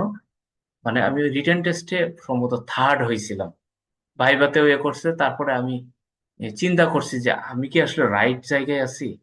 এই যে আমি কমনওয়েলথ এক্সিকিউটিভ এমবিএ করলাম, সফটওয়্যার ইঞ্জিনিয়ারিং এ মাস্টার্স করলাম, আমার বিএসসি করা কম্পিউটার সায়েন্সে, সো আসলে আমার কি করা উচিত? তখন আমি আসলে ওই চিন্তা করে আমি নীলক্ষেতে যেয়ে জাস্ট আমি বইটা কিনে নিয়ে আসছিলাম। তারপরে আমি ওইখানে আর ভর্তি হই নাই। হ্যাঁ, আপনি যেটা করতেছেন এটা ডেফিনেটলি আপনার ক্যারিয়ারের জন্য ভালো, বাট একটা হচ্ছে প্রফেশনাল সার্টিফিকেশন আর একটা এডুকেশনাল সার্টিফিকেশন। এডুকেশনাল সার্টিফিকেশন এটা আপনাকে হেল্প করে যে আপনার একটা চাকরি পাওয়ার জন্য। যদি রিকোয়ারমেন্ট থাকে, বাট প্রফেশনাল সার্টিফিকেশন আপনার প্রফেশনাল এক্সপার্টাইজটা বাড়ে, এটা আপনার জি প্রফেশনালিজমকে ইয়ে করে। স্যার সো না এই ধরনের সার্টিফিকেশন, এই যে আপনি হয়তো মনে করতেছেন যে আমি আইটি এমআইএসে আমি পড়াশোনা করছি, আমার পড়ার উপর চাপ পড়বে কিনা। ভাই, এখানে যে কন্টেন্ট গুলো আছে ওগুলো আপনার সব এমআইএস এর মধ্যে আছে। জি স্যার ওটাই বলতে অ্যালাইন, চাচ্ছিলাম। জি থ্যাংক ইউ স্যার। জি so kind of you. So আচ্ছা, অনেক কথা হচ্ছে, আমি আজকে মনে হয় একটু বেশি কথা বলে ফেলতেছি। আর কারো কোনো কোশ্চেন যদি না থাকে তাহলে আমরা মনে হয় শেষ করতে পারি। থ্যাংক ইউ, আপনারা অনেকে জয়েন করছেন, মামুন স্যার, জহিরুল ইসলাম স্যার, তারপর জেনাত, Shahiduzzaman Johnny sir, Mobarak Hossain sir. আপনারা যদি কোনো কোশ্চেন থাকে, এখানে এই যে লাস্টের যে নাম্বারটা, এটা আমার নাম্বার বেসিক্যালি। হ্যাঁ, যে কোনো সময় আপনারা আমাকে রেজ করতে পারবেন। অ্যাডমিশন বা আদার্স এর জন্য আপনারা এই নাম্বারটাও যোগাযোগ করতে পারেন, এবং আমার সাথেও কথা বলতে পারেন, নট ইস্যু। স্যার পেমেন্ট কোন নাম্বারে করব? পেমেন্ট এই এদের সাথে কথা বললে, হোয়াটসঅ্যাপ অথবা এদের সাথে কমিউনিকেট করলে ওরা আপনাকে মানে ডিটেলসটা পাঠাই দেবে। হোয়াটসঅ্যাপ অথবা ব্যাংক অ্যাকাউন্ট যেটা, সেটা পাঠাই দেবে। আর অ্যাড্রেসটাও দিলে আপনার ফিজিক্যাল বইটা ওই দিনেই পাঠিয়ে দিবে। আর আর একটা সুযোগ হলো যেটা, যে আমাদের কারেন্ট ব্যাচ যেটা, সেটা রবিবার এবং বুধবার হয় 8টা 15 থেকে 10টা 15 বা 10:30 পর্যন্ত। আপনারা ওই ব্যাচগুলোতেও ক্লাস করতে পারবেন। যেমন আপনারা অ্যাডমিশন নেওয়ার সাথে সাথে আমি সরাসরি ডোমেন 1 থেকে শুরু করি না, যেহেতু এটা আইটি অডিট বলি, দ্যাটস ওয়াই আমরা ডোমেন 3, ডোমেন 4, ডোমেন 5 এর উপরে একটা ধারণা দেওয়ার পরে তারপরে আমরা মোটামুটি আপনাকে মানে কিছুটা এক্সারসাইজ করানোর পরে তারপরে মূলত মানে মেন মানে প্লে গ্রাউন্ডে আমি নামার ট্রাই করি। মানে ধরেই আপনাকে ডোমেন 1 থেকে শুরু এরকম। আবার এখানে তড়িঘড়িও করা যাবে না। আমি যেটা পড়া দেই ওটা কিন্তু আপনাকে আসলে পড়াটা আদায় করে নেই আর কি। আপনি টেস্ট দিলেন না, আমি বারবার আপনাকে নক করবো, ভাই টেস্টটা দেন। হ্যাঁ, সকালে মেসেজ দেই, গ্রুপে মেসেজ দিই, আবার একটু খোঁজ খবর নেই যে সকালে কে কে উঠছেন ঘুম থেকে, কে আজকে কত পেজ পড়লেন, কে কয়টা কোশ্চেন দিল, সেটা আমি দেখি। এটা হলো 3 মাস মোটামুটি আমি আপনাদেরকে একটু দৌড়ের উপরে রাখি, যেহেতু এটা একটা মেন্টরশিপ প্রোগ্রাম। এবং আমার সাকসেসটা যখন আপনারা সাকসেস হন, তখন বিষয়টা আমার খুব ভালো লাগে। সো থ্যাংক ইউ, আপনারা অনেক সময় এখানে ইনভেস্ট করছেন। আপনাদের জন্য নিরন্তর শুভকামনা। আগামীর দিনটা আসলে আপনাদের জন্যই হোক, ক্যারিয়ারের জন্য আপনারা ইনভেস্ট করেন। সবাই ভালো থাকবেন। হ্যাঁ, ঠিক আছে, দশটায় ধন্যবাদ। আমরা সালাম আলাইকুম।